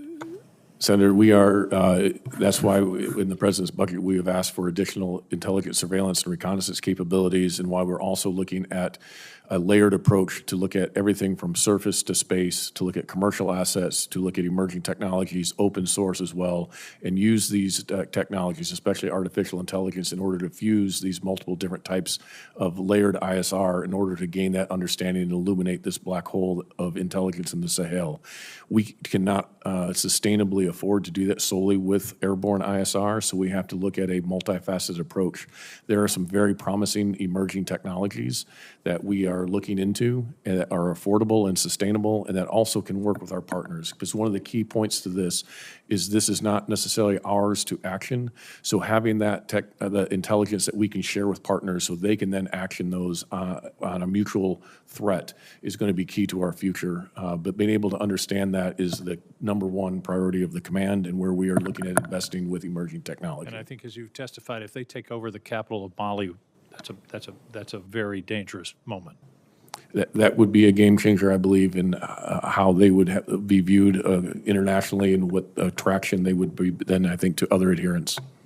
Thank you. Thank you. How would that affect Americans, General? Well, I think that would then give momentum to these terrorist organizations that have the will and intent, and it would allow them to then start moving towards the capability and capacities that Senator King just mentioned. And so that then, I think, poses a threat in the long term to the United States as they continue to develop this. We know that they have not given up this intent, and it's just a matter of having the time and space to develop them. And it would be Vladimir Putin that would be happiest about this. Is that correct? The prudent that what, sir? That it would be President Vladimir Putin who would rejoice at such a contingency? Or would it be Xi Jinping? I can't speak for what either one of those leaders would believe, but I think that they would be able to parlay that to their interest. Well, who's financing this contingency if it were to happen? Of the terrorists? Yes. They're gaining, they're through lots of illicit materials, so it's not necessarily directly from a state actor. They're working with, as I mentioned earlier, the narco-terrorist trafficking. They're doing this through kidnap for ransom. They're doing this for other illegal smuggling. They even do have their own taxation networks in the territories that they control where they generate millions of dollars.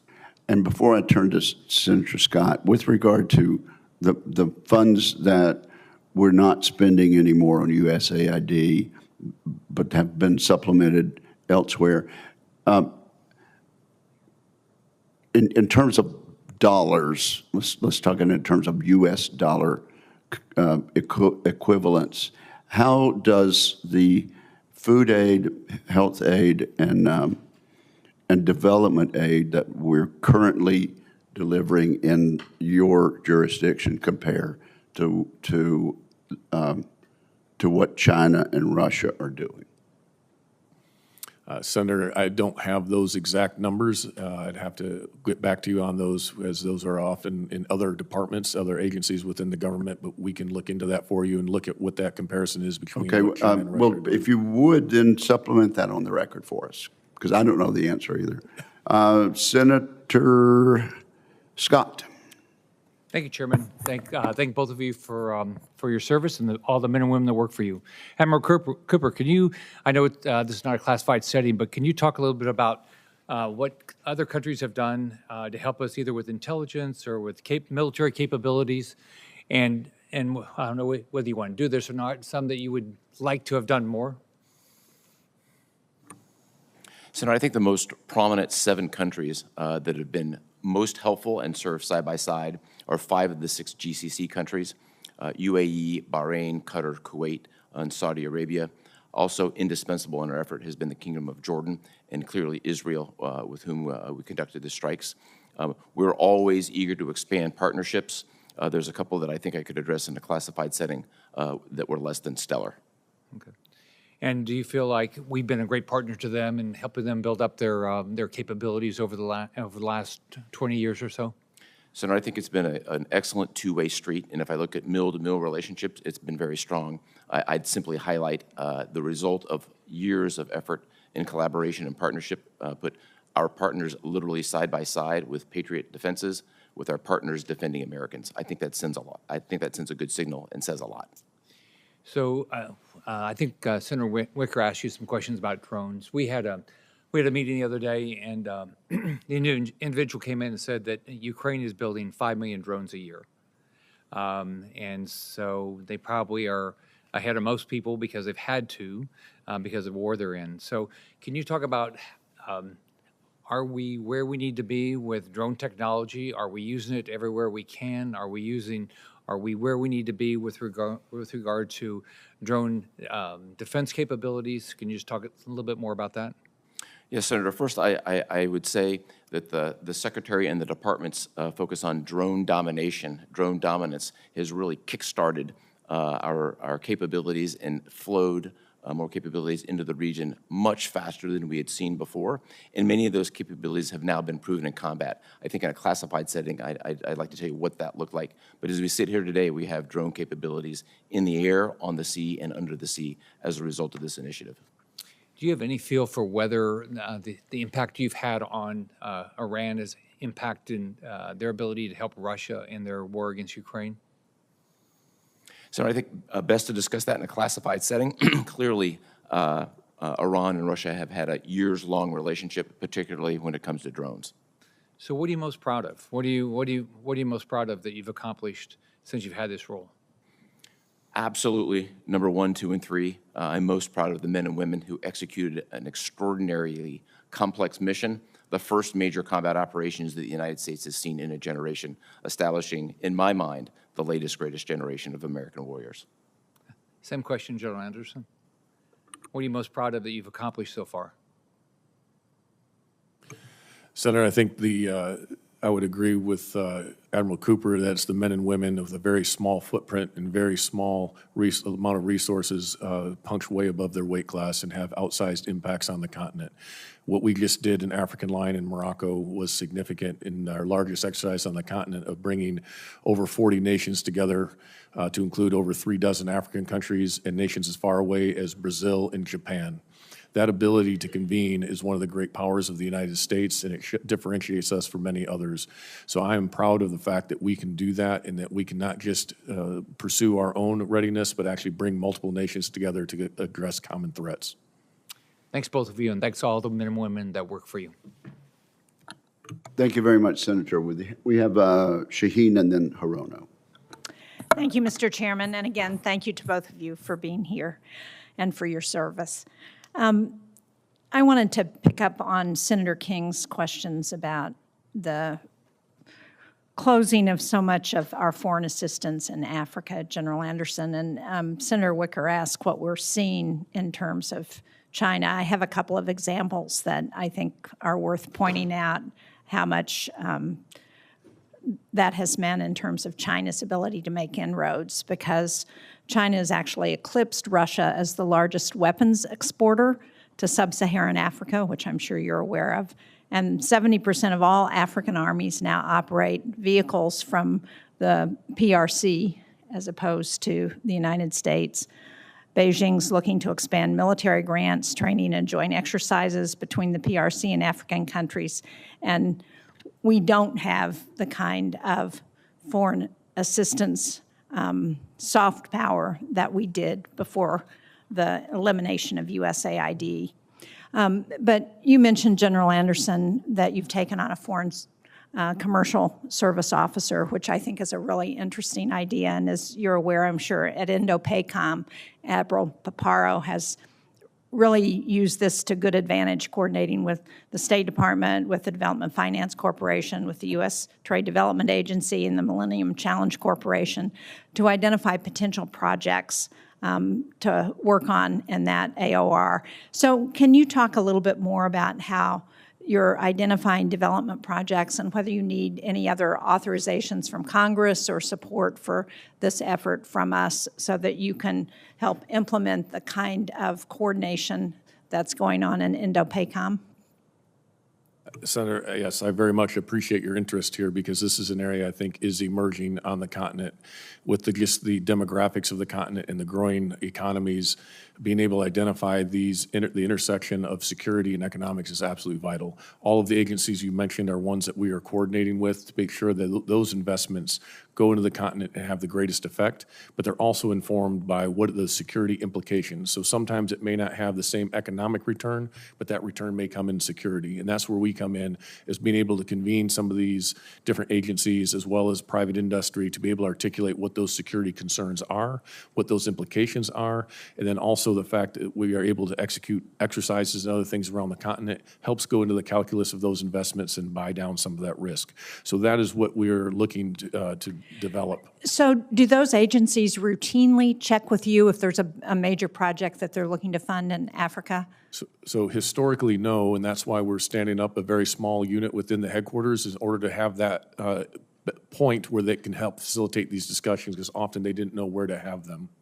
And is that something that Congress can be helpful with in terms of trying to encourage that sort of coordination?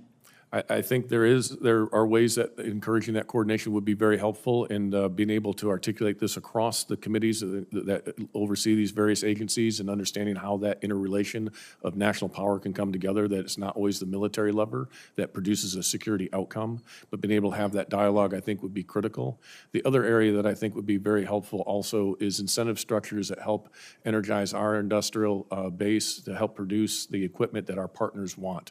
They would much prefer to buy U.S. equipment, but often our systems take so long and are so long to deliver because often the incentive structure is not there, that they turn to China out of necessity, not because of desire. They often see that as inferior equipment, and they would much prefer to buy American. We need to incentivize our industrial base to meet that demand. Yeah, I agree. And as you know, it's an issue not just in that respect, but in a whole lot of other areas in terms of the challenges with the industrial base.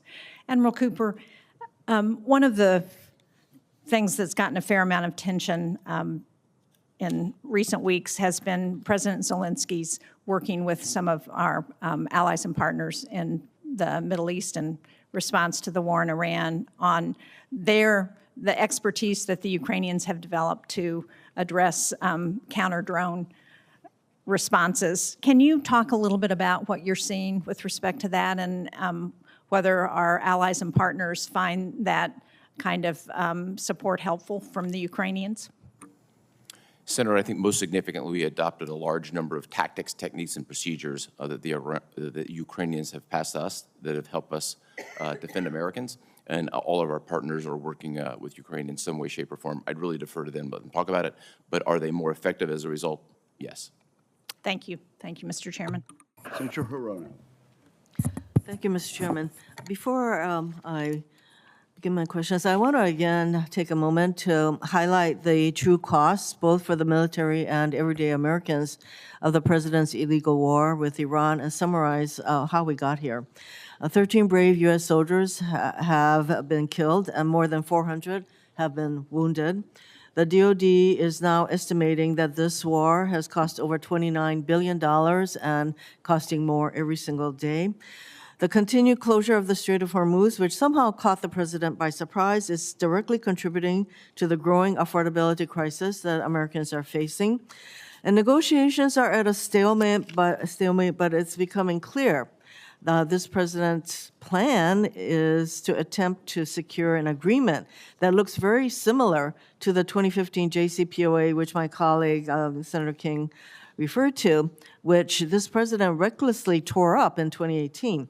As you recall, the JCPOA, which was an agreement that also included countries, not just us, it included France, the UK, Germany, China, and Russia.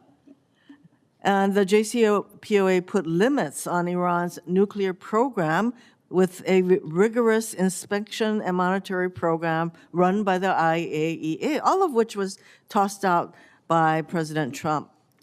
And while that agreement did have a sunset clause, what we should have done was work diplomatically with our allies to extend it. Instead, here we are, engaged in another endless war in the Middle East, no end in sight, that is driving up costs, undermining military readiness, and alienating our allies with neither a clear rationale for starting the conflict, which the president originally said, oh, well, then maybe there'll be regime change, and now he seems to have landed on preventing a nuclear-capable Iran, which was exactly what the JCPOA was intended to do. Admiral Cooper, did the president ever explain to you why he tore up the JCPOA? Senator, that's a policy matter that I would have expected anyone to discuss He never with me. explained to you why he tore up the JCPOA. He either explained it to you or he Senator, didn't. I'm in not a- asking you for the actual conversation, but did he happen to explain to you why he did something which led to the very nuclear crisis that we're now confronting regarding Iran and their enriched uranium? Senator, I was in a completely different assignment when this occurred 8 years ago.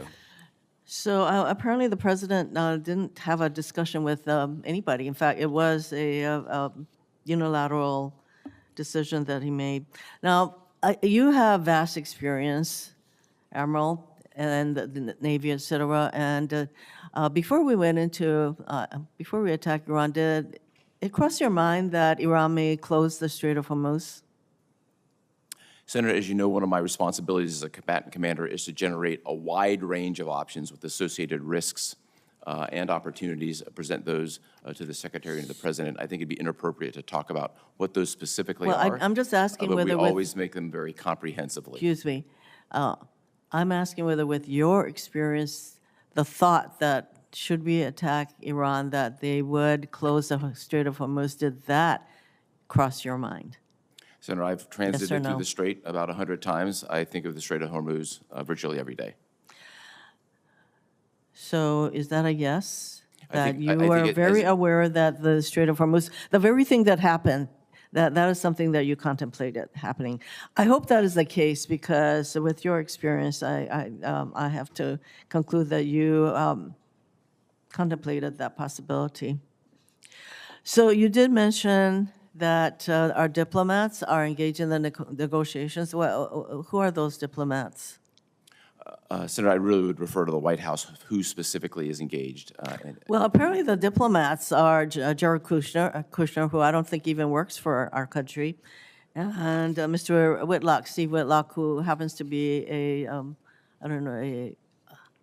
I don't think he has a lot of experience engaging in these kinds of negotiations. So here we are. The JCPOA, which was a very intense, the results of very intense negotiations among many countries. And for us to act as though the idea of a nuclear Iran is just something that occurred to President Trump and not to his predecessors is pretty ridiculous. And in fact, we had in place a regime that was intended to do that very thing, which was to prevent a nuclear Iran. Mr. Chairman, thank you. Thank you, Senator Hirono. Senator Cotton. Gentlemen, thank you for your appearance and your service to our nation, and many thanks to all the troops that you represent. Admiral Cooper, some critics of Operation Epic Fury have referred to it as another forever war.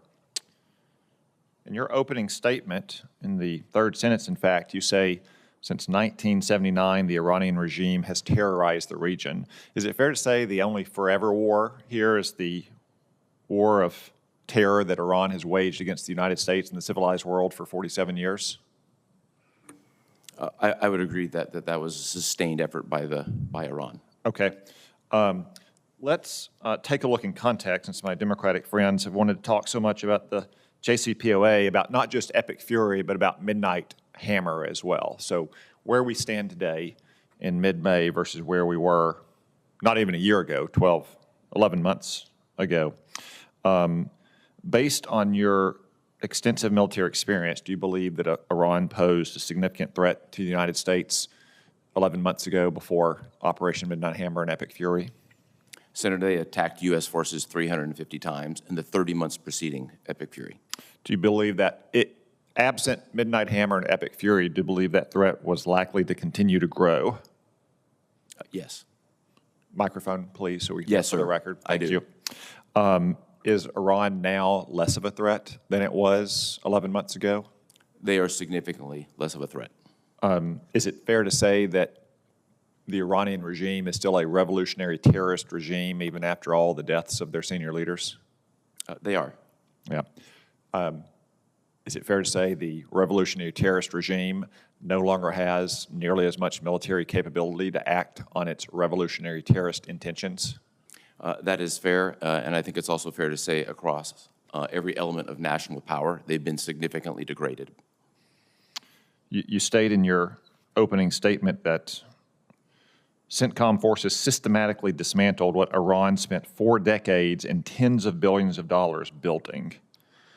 How long do you assess that it will take them to get back to where they were in terms of their military and other capabilities just 11 months ago before CENTCOM dismantled it all? Senator, I would assess that the drone and missile force will take years to reconstitute. The Navy likely will not get back to its previous size for a full generation. Is that why you say in your opening statement that CENTCOM assesses Iran can no longer project power across the region nor pose a persistent threat to the United States or our partners than it did prior to Operation Epic Fury? They certainly cannot do it at the level of mass that we all saw with hundreds of missiles and drones raining across the Middle East. That doesn't mean they don't have any capability, but that broad power projection capability no longer exists. And the whole world saw that just in a number of days after the beginning of your operation, correct? In the number of, I think it was a near 90% decline in Iran's attacks on the United States and its neighbors in the region? That's correct. Early on, the attacks were in the hundreds, and they went to the teens. Okay. I know that there's been a lot of questions about the Strait of Hormuz. To be clear, the Strait of Hormuz was never part of our objectives, but we knew, as anyone who looks at a map would know, that Iran has the power to temporarily close the Strait of Hormuz. Is that correct? That's accurate, Senator. Is it fair to say that the United States and our partners have the power to permanently open the strait? Without getting into specifics, we have the military power, yes. Could you talk to us a little bit about what the blockade in the meantime has done to Iran? Yes, sir. The blockade was implemented within 24 hours of presidential direction based on a plan that we had on the shelf. The blockade itself is designed to prevent any commerce from leaving Iranian ports going to global distribution, and any commerce from coming around the world going back to going back into Iran. There's been zero trade going into or out of Iran in the last month. And just finally, what is Iran's current ability, since it retains its revolutionary terrorist ambitions, to support its terror proxy network in the region versus where it was just 11 months ago? As we sit here today, they are unable to resource and supply Hezbollah, Hamas, or the Houthis. Chapter to be seen of what that looks like in Iraq. New prime minister wants to distance himself from Iran, but we'll see. That's what he's committed to. We'll see what that looks like. So they can't support their terrorist proxies. They're years and years away from reconstituting, if at all, their missile and drone forces and their nuclear program, and they're a generation away from rebuilding their Navy. Seems to me like a little bit better position than we were relative to Iran under Barack Obama and Joe Biden's disastrous nuclear deal. Thank you. Thank you, Senator Cotton. Senator Slotkin. Thank you, gentlemen, for being here, and thank you for what you're doing. I'm going to direct my questions to Admiral Cooper, excuse me, and I'm going to give a good pass to my fellow Michigander from Ypsi, Michigan. We're happy to see you in service. Thank you for what you're doing, and you're always welcome back home when you retire. I think I feel like whatever feelings I have about the imminence of the threat from Iran or not, we want our military to come through this war as successfully and safely as possible. I am interested in making sure we get out of this quickly and safely. And I have actually no doubt that with all the firepower we've used in this war, that we've degraded their nuclear capability, their ballistic missile capability, their terrorism capability. And as someone who served 3 tours in Iraq, I saw that terrorism up close and personal.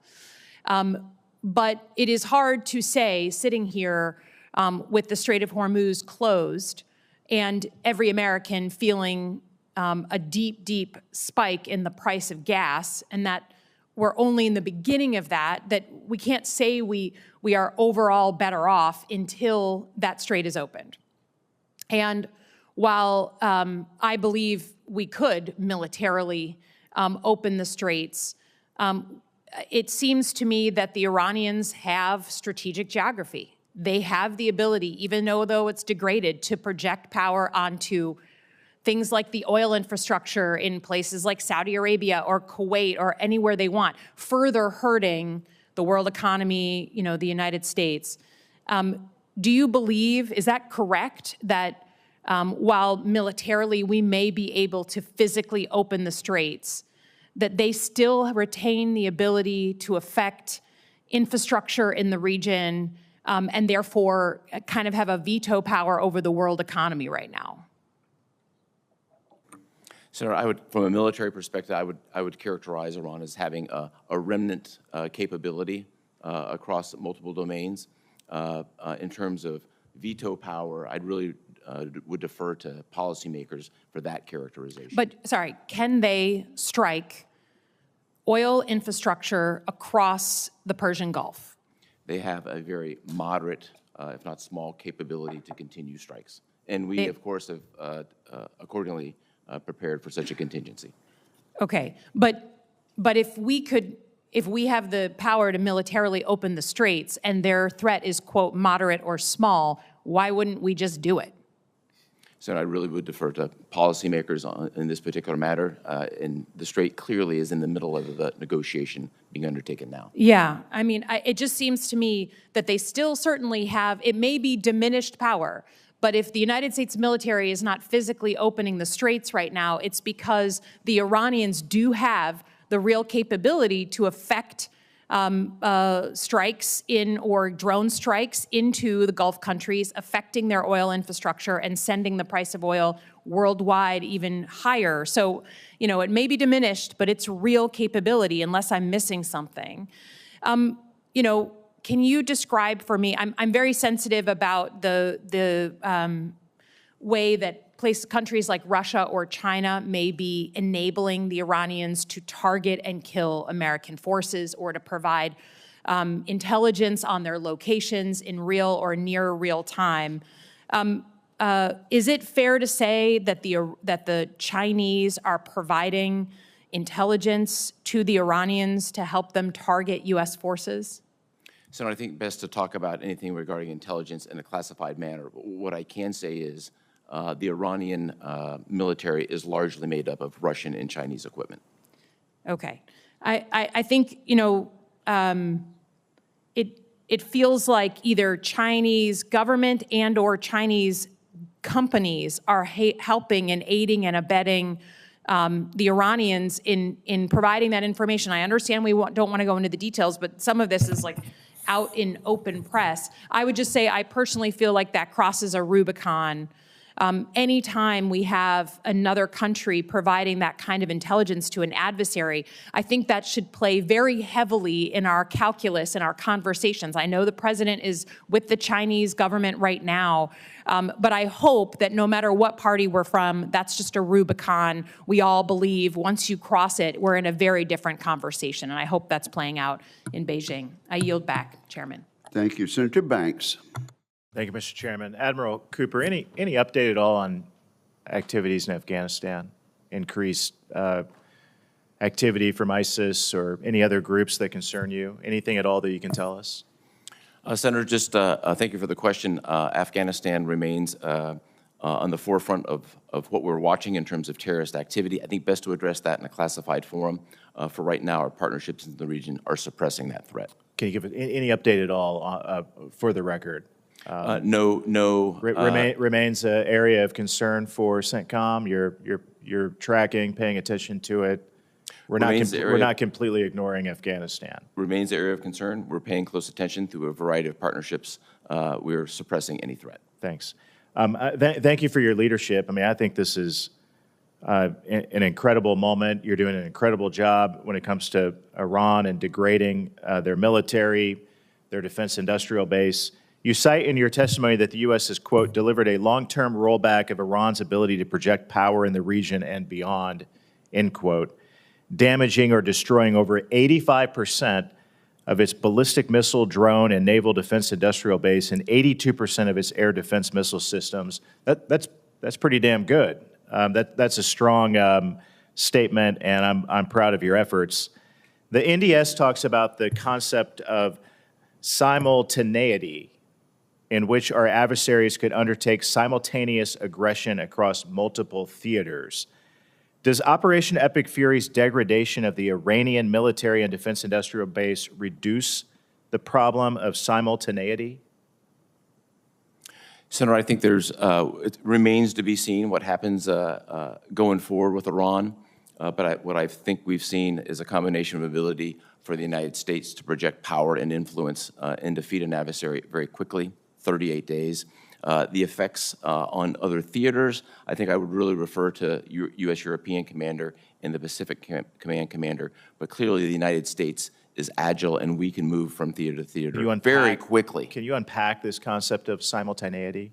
Well, the United States Explain it to us. The United States has significant capacity. We have forces deployed around the world addressing a variety of issues. We're focused today largely on Iran, but clearly General Anderson is actioning key and critical matters in Africa. We're doing it in Europe. We're doing it in Asia. And we're doing it in South America. And all at the same time. We're able to do that at the same time. That's how the United States military rolls. You also write in your testimony that Iran's ability to reconstitute its military capability will, quote, depend in large part on decisions we and our partners make. What should we be doing to press our advantage? I think there's a policy component to this, Senator, and potentially a legislative component. Then there are a restricted number of countries. There's a finite number of countries that have historically had trade with Iran. Addressing those countries and what they are trading, how they're doing it, and what that looks like, I think is something we should take a look at. Yeah. Because if they don't have the parts, they're not going to build the weapons. Well put. I was very proud to see the Lucas drones deployed and used in CENTCOM. The Indiana National Guard played a really important role in testing the Lucas drone at Camp Atterbury in my state. What, if anything, can we extrapolate from the performance of our Lucas drones in other conflicts? Yes, Senator, so the Lucas drones were the United States' first opportunity to use our own one-way attack drones against an adversary. I remember well the training that happened at Camp Atterbury. I was watching it like a hawk. That training has produced additional capability that we've now employed against an adversary very effectively. What else can we learn from it? Well, there's a lot more to be learned from it. I'd love to take it in a classified setting, and particularly given where we are right now vis-a-vis Iran, I think I would just like to keep that in the classified setting. For more than a month, our warfighters in the Middle East were hammered by small drones. How can we ensure that doesn't happen again if combat operations resume? Yes, Senator, a little bit of a myth buster on this. Iranian drones are significantly capable. In the days of $35,000 Walmart-like drones, those things are behind us. Iran has a very capable drone force. We have very capably defeated it. Good. Well put. Thank you very much. That's all I have. I yield back, Mr. Chairman. Thank you, Senator Kelly, and then Senator Gillibrand. Thank you, Mr. Chairman. Admiral Cooper, General Anderson, thank you both for being here today. Admiral Cooper, I want to start with you. I've got questions for both of you, but I want to talk a little bit about the civilian harm mitigation team at CENTCOM. My understanding is that you've gone from 10 down to 1 as part of a department-wide reduction in chimmer, that their role is to try to minimize harm to civilians when we're conducting combat operations. Is that correct? You've gone from 10 to 1? Yes, sir, that's the billet, but there's a larger component to this. Over a course of years, we've gone from a compliance to civilian casualties and risk mitigation being just part of the culture. There are dozens, if not hundreds, of people who are involved in this process. What did those 9 individuals do who were removed from their jobs? They're now integrated in other capacities. They've retained other capacities in the joint, what we would call joint But what fires. were they doing when they were part of the civilian harm mitigation team? They're playing a key role in helping us move from compliance to culture on CIFCAS, focusing on it every day, which they continue to do. So by your estimates, how many civilians have been killed or injured over the course of this war? The investigation on the one incident that we've had after more than 13,000 strikes is still underway. We'll certainly be transparent, release that when we can. This is a matter that I'm passionate about. I'd like to use the occasion to invite you, other members of the committee, and your staffs to Tampa to take a look at what our targeting process looks like. If you were to find out that there was an error in the targeting process, would you reinstate some of those people that were removed from that team? Sir, it's a hypothetical. I think I'm always looking to organize to purpose, and we'll just see what the investigation Are you shows. taking any additional steps now because of the civilian casualties to date? We have taken additional steps. Our additional steps have been very proactive throughout Epic Fury. Our staff specifically warned the Iranian people more than 100 times about the threat of them being used as human shields. I personally warned the Iranian people on March 8th, 11th, and the 23rd that they had the potential to be human shields, and that communication was very effective. So again, we're moving not just targeting, but a proactive measures to minimize. All right, well, thank you for doing that. General Anderson, so China and Russia continue to expand their influence across Africa. We discussed this with misinformation, disinformation across many African countries. You requested $94 million for information operation activities. You were promised, and this is in fiscal year 26, you were promised $25 million from the department. You ultimately received only $19 million. Could you talk about the difference between having $19 million to do that job and $94 million? Like, what are you able to do if you were fully funded? General Anderson, I get it. I mean, we see this stuff all the time. The amount of misinformation that comes from the Chinese and the Russians, it is a huge problem. But if you could just explain to us a little bit about what you could do if you had the full request. Senator, I think the key point there is right now we are in a reactionary mode to propaganda and to other information operations to what we can do at the moment. What the fuller funding would do, especially if it's consistent over time, would allow us to build an information campaign and address these issues across the continent. We're one of the few organizations that looks across the entirety of the continent and can understand how these propaganda and misinformations play across borders. We work very closely with the State Department and U.S. embassies on this to make sure our messaging is key, but this would allow us to do is help coordinate that messaging across regions and across the continent to highlight the issues that come with this misinformation, especially as much of it is destabilizing the democracies across the region. Do you ever feel like we should be countering some of their disinformation with disinformation of our own? Sir, I think the most powerful tool we have is the truth. What America brings is very unique. We're still a beacon of hope and light in the world, and I think we should be willing to talk about who we are. This is America's 250th anniversary. There's a long history on the continent that is, I mean, it's good and bad, but there's a lot of good that we can talk about of what America brings. The fact that John C. Robinson founded the Tuskegee Airmen, 2 years later founded the Ethiopian Air Force, and then went on to found Ethiopian Airlines, which is now the pride not only of Ethiopia but Africa.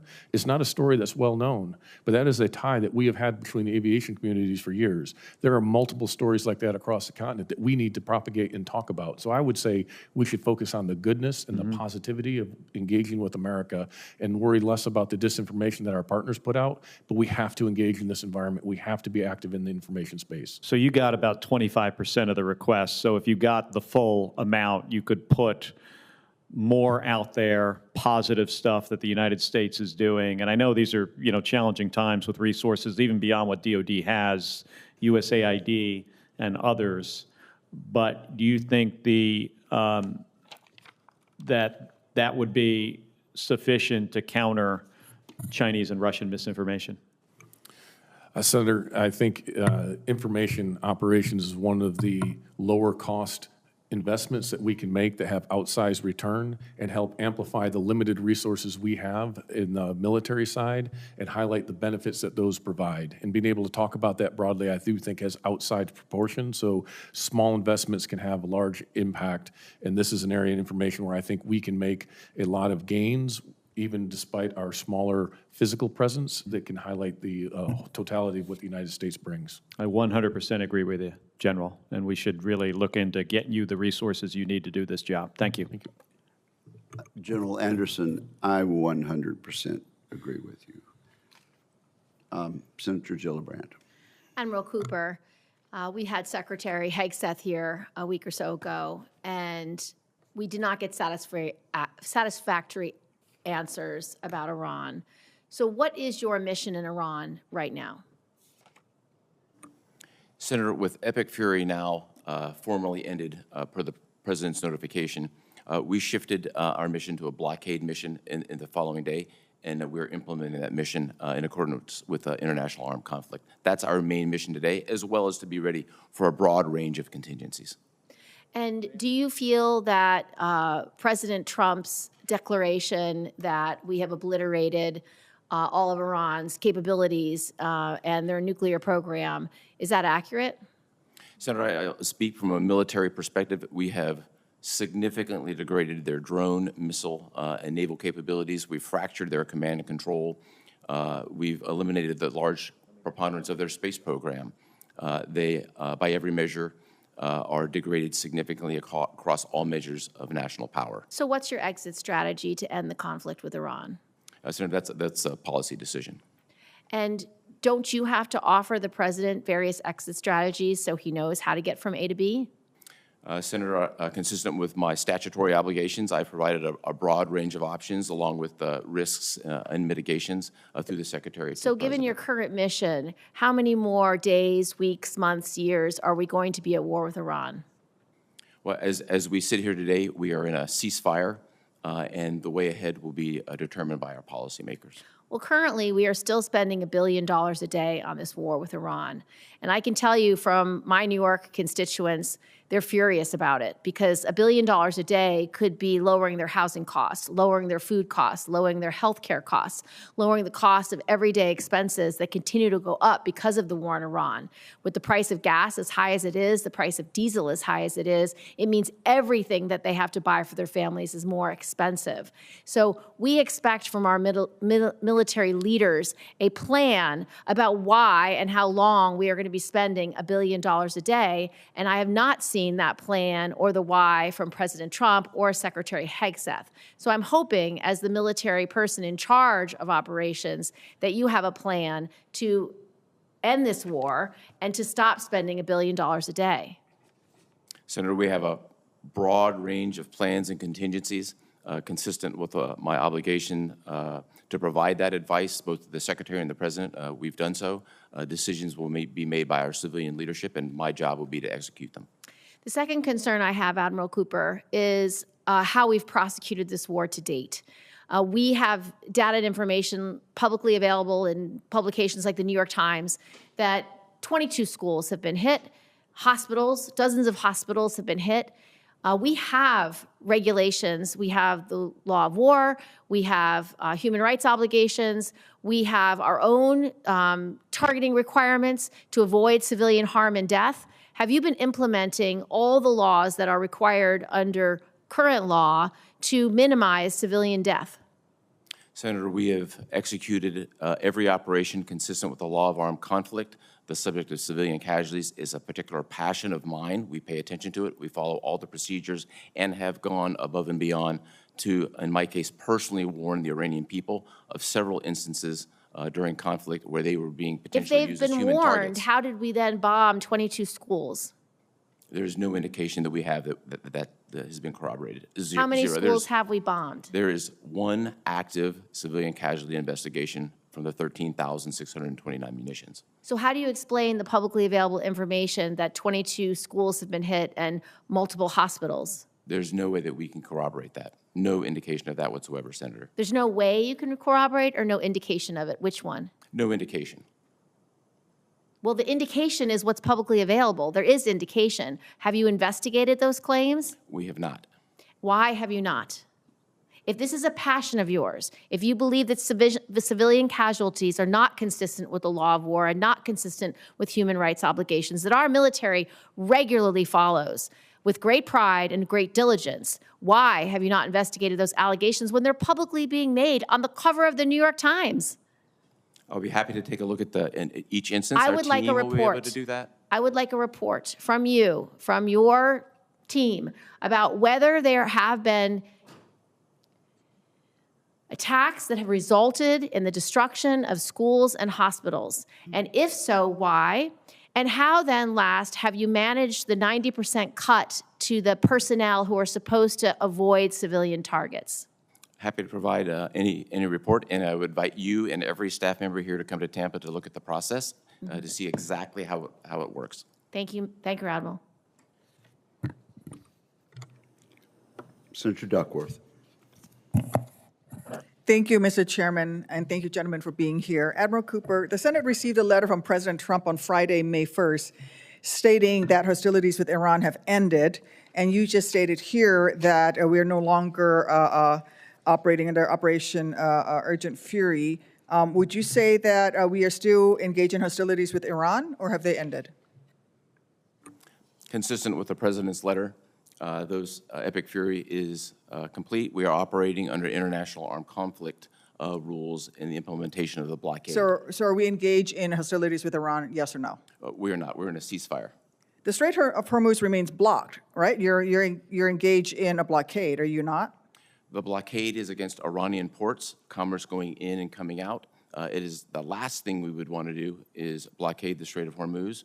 And as we've seen in the last week, there have been instances of ships coming in and out, including our own. But under international law, a blockade is an act of war. So if you're actively blockading Iran, then you are engaged in we are currently in an act of war with Iran under international law.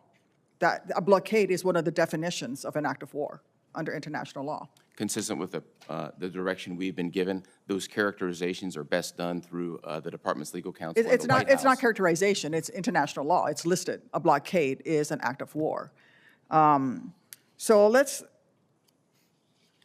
We've now engaged in the United States, and the United States and Iranian forces are trading fire as they continue to launch missiles, drones, small boat stacks. President Trump himself says the ceasefire is on life support, and he repeatedly threatens to renew U.S. military strikes. And to be clear, no one is disputing the valor and professionalism of our military. But the civilian leaders are abdicating their responsibility to craft a clear strategy, and service members and the American people are the ones who will suffer under this leadership vacuum. Admiral Cooper, before Operation Epic Fury began, what desired end state for the operation were you given by your civilian leadership? Senator, I was given crystal clear guidance. Our military mission was to degrade Iran's ability to project power on its neighbors and U.S. interests. It included 3 specific objectives: degrade Iranian ballistic missiles and their defense industrial base, degrade their drones in the defense industrial base, degrade their Navy in the defense industrial base. All of those were achieved, as I've discussed. And because they were achieved, that's why the operation ended, or did the operation end because the president said, let's end operation? Operations commencing and ending are made by our civilian leadership, and not a military decision. Okay, well, that civilian leadership, President Trump has provided many possible end states in only 2 months, including in just 2 months, he said unconditional surrender and regime change in Iran, which have not happened. He's talked about, operations will end when there's destruction of Iranian nuclear sites, allegedly already accomplished last summer under Operation Midnight Hammer. He has also said that Iran will never have nuclear weapons, which cannot be accomplished with only a bombing campaign. He said that his goal is to destroy the Iranian military forces and infrastructure completely, which the intelligence community assesses has not happened. And now he said that it's a reopening of the Strait of Hormuz, which, as a reminder, was open before the war began. So if we don't know what we're fighting for, we certainly don't know how long we'll be fighting. Admiral Cooper, what have you been given? Have you been given any timeline for how long our forces will be in the Strait of Hormuz or near Iran or blockading Iran, whether by a timeline or a condition, an end state, for how long you'll be blockading Iran? Senator, I think it's important from a military perspective that my advice related to options be provided to both the Secretary and the President. We've done that. The decisions on timeline and execution are up to our civilian leadership. Okay. So you mentioned the Secretary of Defense, who only talks tactics, and a president who changes his strategy on social media multiple times a day. This is who's giving you the orders. Secretary Hegseth has touted the destruction of tens of thousands of targets across Iran. He said that Iran's air defenses are flattened, his words, and its industrial base overwhelmingly destroyed, and claims that Iran's Navy is at the bottom of the sea. Every metric that the Secretary offers is one of destruction, and destruction alone is not an end state, especially not with new public reporting that U.S. intelligence officials believe Iran has operational access to most of its missile capacity, and that Iran is clearly still capable of controlling the Strait of Hormuz. Americans are not safer, our service members are at risk, prices at home are higher, and Iran has more control over the Strait and global economy than it did before this whole thing started. The American people, our service members, deserve clear answers. What does done with the war look like, and how do we get there? We have no strategy. As we saw in Afghanistan, if you don't have a sound strategy, you keep doing tactics forever. This is not your fault, but this is where we are. And Admiral Cooper, have you been asked for your advice, and under what conditions would you advise deploying ground troops for any purpose in Iran? Senator, I think it would be inappropriate to talk about any contingency planning in this particular forum. It's my obligation as a combatant commander to provide a broad range of options through the Secretary and to the President. Can you answer that question for me in the skiff at a later time? I'd be more than happy to talk about anything classified. All right. Yes, ma'am. Thank you. Thank you, Mr. Chairman. Senator Kelly. No further questions, Mr. Chairman. Sorry, I didn't mark off Senator Peters. Thank you, Mr. Chairman. Gentlemen, thank you both for being here. And I speak for myself, and I think everybody on this panel. We appreciate the incredible professionalism of the men and women in uniform and the job that they do every day with professionalism and heroism. And thank you for doing that. But we do have a number of questions about how we win this war and end it going forward. And those are usually political questions related to political leadership. The men and women in uniform execute those orders, and they have demonstrated that they're certainly the best in the world. But Admiral Cooper, you mentioned that the current mission right now is basically the U.S. blockade of Iranian ships or ships that are transiting the Straits of Hormuz to Iranian ports. That's in response to Iran basically effectively shutting down the Strait of Hormuz before that. As you know, experts across the political spectrum and multiple political administrations have all agreed that a war against Iran's first moves would be to mine the Straits of Hormuz to prevent tanker traffic. But despite these known risks and repeated claims that the DoD has planned, I'm sure you have plans. I attended the War College. I've served in the Navy. There are no shortage of plans that we have. That you have plans to deal with the closing of the strait. We had 4 minesweepers that were stationed in the Middle East, were just retired last year, and our remaining minesweepers were either stationed in Japan or not pre-positioned in the region. This is despite public reporting that we currently already have limited unmanned mine clearance capacity. And reports from the New York Times and Reuters has also indicated that Iran still has hundreds, if not thousands, of small boats that can lay mines or perform hit-and-run attacks on top of their existing land missiles and drones, which I'm sure they're building at a furious pace right now to restock what they have. And this is on top of existing land missiles and drones. The American people, as we all know, are already paying higher prices in the United States. Inflation is up as a result of chaotic tariffs that President Trump has put into place. And now, thanks to this war and the Straits closure, they're paying high gas prices that continue to rise as well, putting a strain on family budgets. So my question for you is, if there was advanced planning, and I'm sure there was advanced planning about the Straits closure, why were the minesweepers not pre-positioned in the region when it had been publicly reported that we already have limited unmanned mine clearance capacities?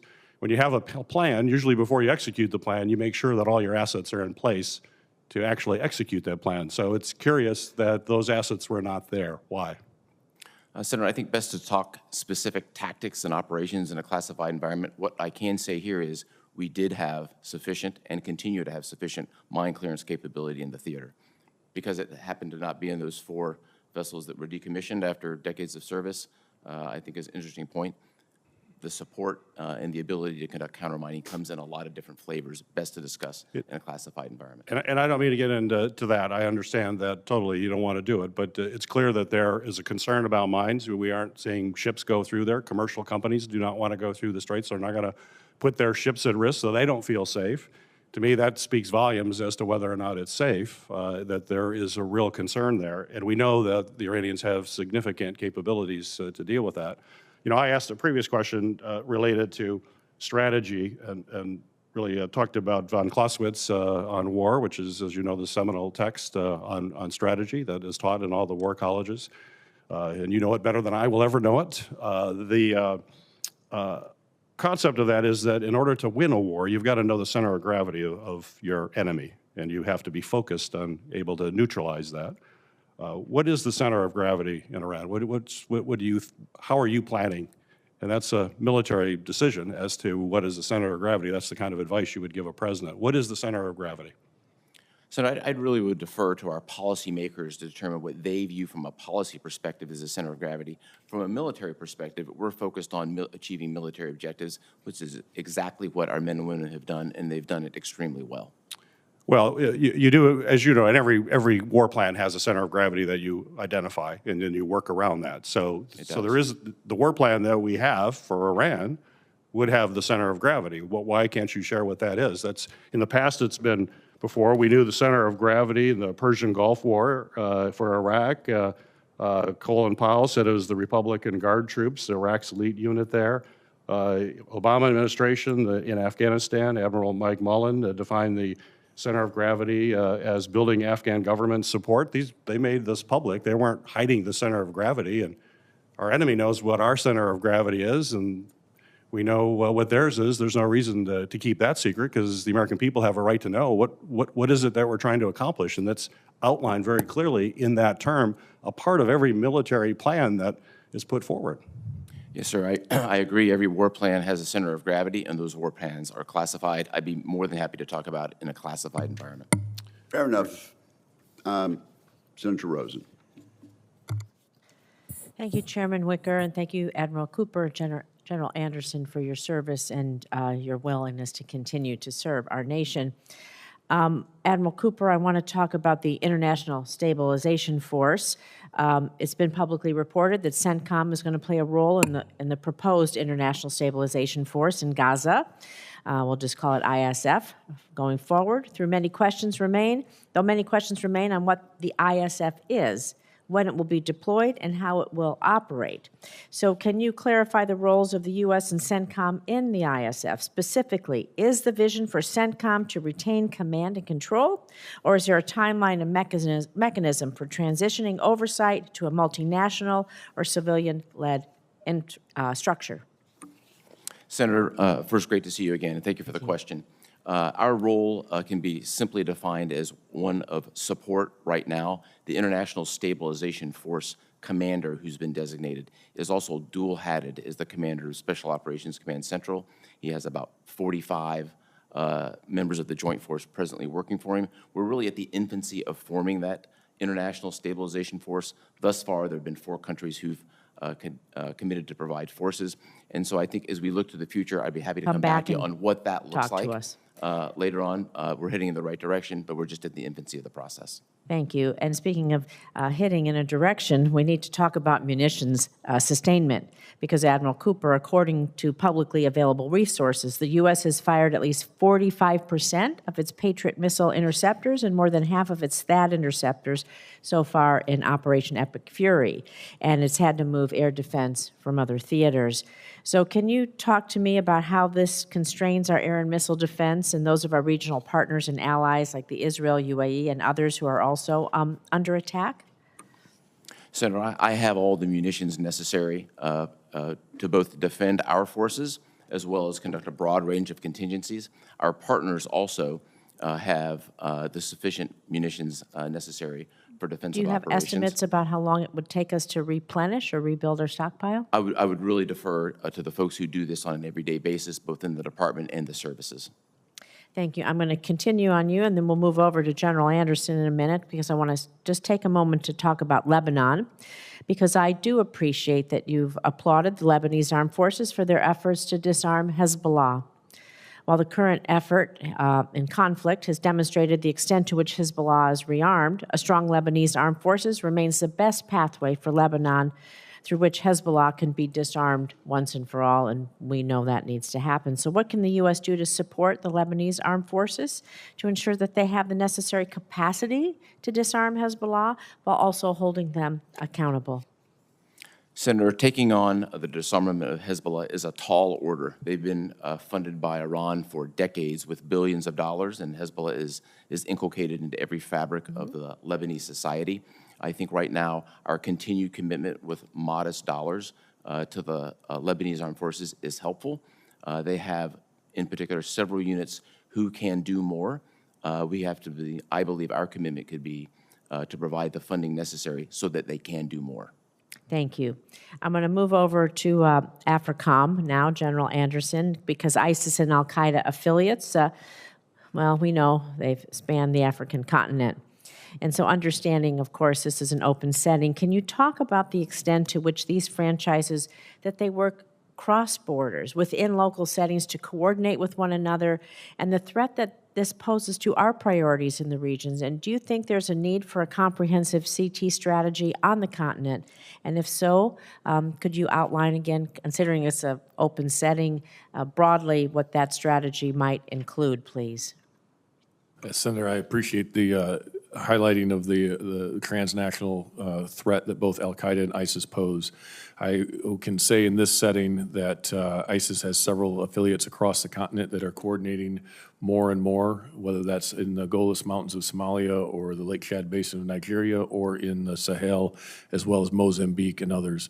So this terrorist network has to be addressed holistically. They have to look at the entirety of the network. It's not any single node anymore.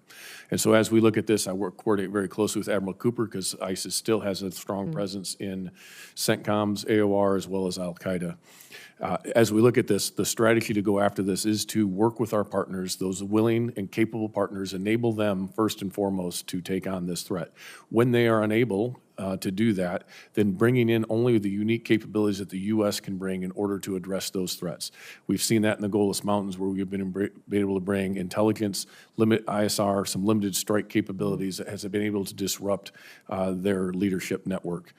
This needs to be applied across all of these areas. So investments in additional ISR, investments in expeditionary capabilities such as in a float forward staging base like the Herschel Woody Williams that allow us to move to the point of need at the time of need, and then the force protection requirements that are necessary to protect that force in the expeditionary area. And I would add not just the force protection as in the counter-UAS and the integrated air missile defense, which are critical, but also investments in emerging technologies that allow austere medicine, forward medicine, remote medicine, automated CASEVAC. These types of things allow us to become more expeditionary in order to get after these critical threats, and only the critical threats that pose threat to the U.S., and then enable partners as able to address these common threats. So it is a multifaceted strategy. I could even go into more, I won't in this detail, but really maintaining the relationships and the engagements are equally important, and having that pragmatic approach, opening dialogue with the AES states and the Sahel again, addressing this with places like Algeria and Morocco and Libya even, who share these concerns. Building those relationships are absolutely vital because you cannot surge trust. If the chairman would indulge me, can I have a follow-up question on the Sahel since he brought it up? Yes, why don't you do that? Thank you. We know, since you brought up the Sahel, but last month the JNIM and local militias in Mali executed coordinated nationwide offensive attacks, attacking Mali's capital, seizing the key towns, killing the Malian defense minister. Though these attacks were greater in scale and intensity than any other since 2012, and to clearly demonstrate the attackers' ability to strike against an expansive geographical area. So you're talking a little bit about the Sahel, but the permissive environment in the Sahel that's making these attacks possible, and what what more can you do? Would you like to add if you want to speak a little bit more about Senator, instability there?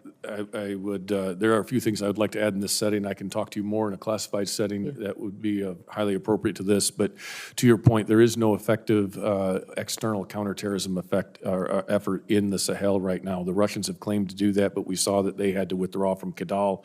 We're unable to defend against that threat there. They are providing some limited support, but we do not see the same Western presence. Because of that, then how do we enable the partners, the other nations that are there? How do we look at expeditionary capabilities again that we can result in this? One of the key areas that we would need some assistance with is the authorities and ability to bring in and experiment with emerging technologies, whether that's in the surveillance and ISR type of technologies or in other over-the-horizon type capabilities, like I mentioned with the medicine and others, in order to reach, when there is a threat that threatens the homeland, to be able to reach it and take care of it, but more importantly, continue to enable the partners to address the threats in their local areas, and a lot of that's through intelligence sharing. I would be happy in a classified environment to talk in more depth. Thank you. I appreciate that. Thank you, Admiral General. Thank you, Chairman Wicker. Thank you very much, Senator Rosen, and I'm glad you brought up Lebanon and Hezbollah. So I'm going to take another round, Admiral Cooper. And so stop me when I'm wrong. On March 2nd of this year, Hezbollah attacked Israel in response to Operation Epic Fury. Is that correct? That's correct, sir.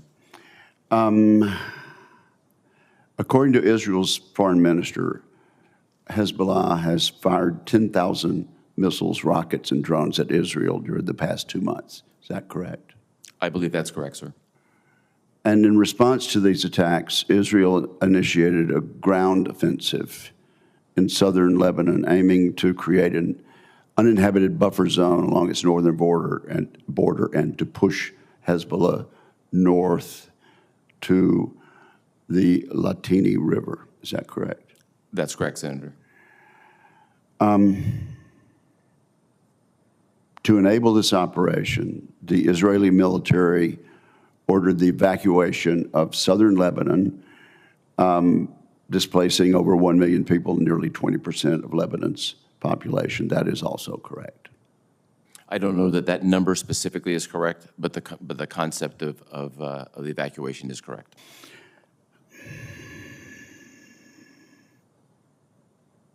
While governments of Israel and Lebanon declared a ceasefire in April of this year, Hezbollah Secretary General Naim Qassem announced that his organization would not recognize the ceasefire and would never agree to disarm. Is that correct?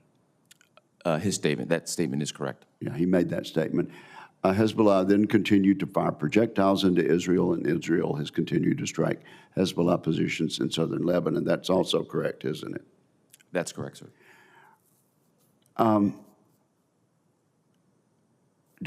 And I think Senator Rosen would wholeheartedly agree with me that peace between Israel, and I can't ask questions to my friend and colleague, but I think we would both agree that peace between Israel and Lebanon would be a wonderful development, and a wonderful development for America and for Israel. But peace between Israel and Lebanon depends on the Lebanese government having both the capability and the will to disarm Hezbollah. Has the United States provided the Lebanese armed forces with approximately $3 billion since 2006? So I'd have to take that specific volume, that But a lot of specific money. number for the record and follow up. But we have been providing aid for 2 decades. Is it fair to say that the primary goal of U.S. support for the LAF, the Lebanese armed forces, was to counter Hezbollah? Yes, sir. And from 2006 until 2023, is it accurate to say that Hezbollah's rocket and missile arsenal grew from 2006 to 2023 from approximately 9,000 rockets and missiles to 150,000? As a result of decades and billions of dollars of Iranian support, that's correct. Israel's foreign minister alleges that Hezbollah fired more than 10,000 projectiles at Israel since the beginning of March of this year. In light of the Lebanese armed forces inaction, was Israel's offensive into southern Lebanon militarily necessary if Hezbollah's attacks were going to be countered? Was there another way to do that? Senator, I would really defer to Israel on intent and effectiveness, but just as a general statement. Militarily necessary, though. There are, it is an option among options, of which there are few, to deal with the Hezbollah problem. I appreciate Senator Rosen bringing this up, and it just would go back to the central point. It would be a tremendous achievement for Israel, Lebanon, the United States, and the Middle East if Hezbollah could be eliminated and allow the Lebanese people and the Lebanese government to resume the happy relations that we once had and strive for between the United States and Lebanon. Would Senator Rosen have any further questions? Then this concludes today's hearing. I want to thank our witnesses for their testimony, and I would acknowledge that many of the arrows aimed at these two witnesses were better aimed at people in the civilian leadership who, according to our great Constitution and our principles dating back to George Washington, are in control of policy. And I would commend these two military veterans for adhering to that constitutional principle. And with that, I would inform members that questions for the record be due to the committee within 2 business days, and we are adjourned.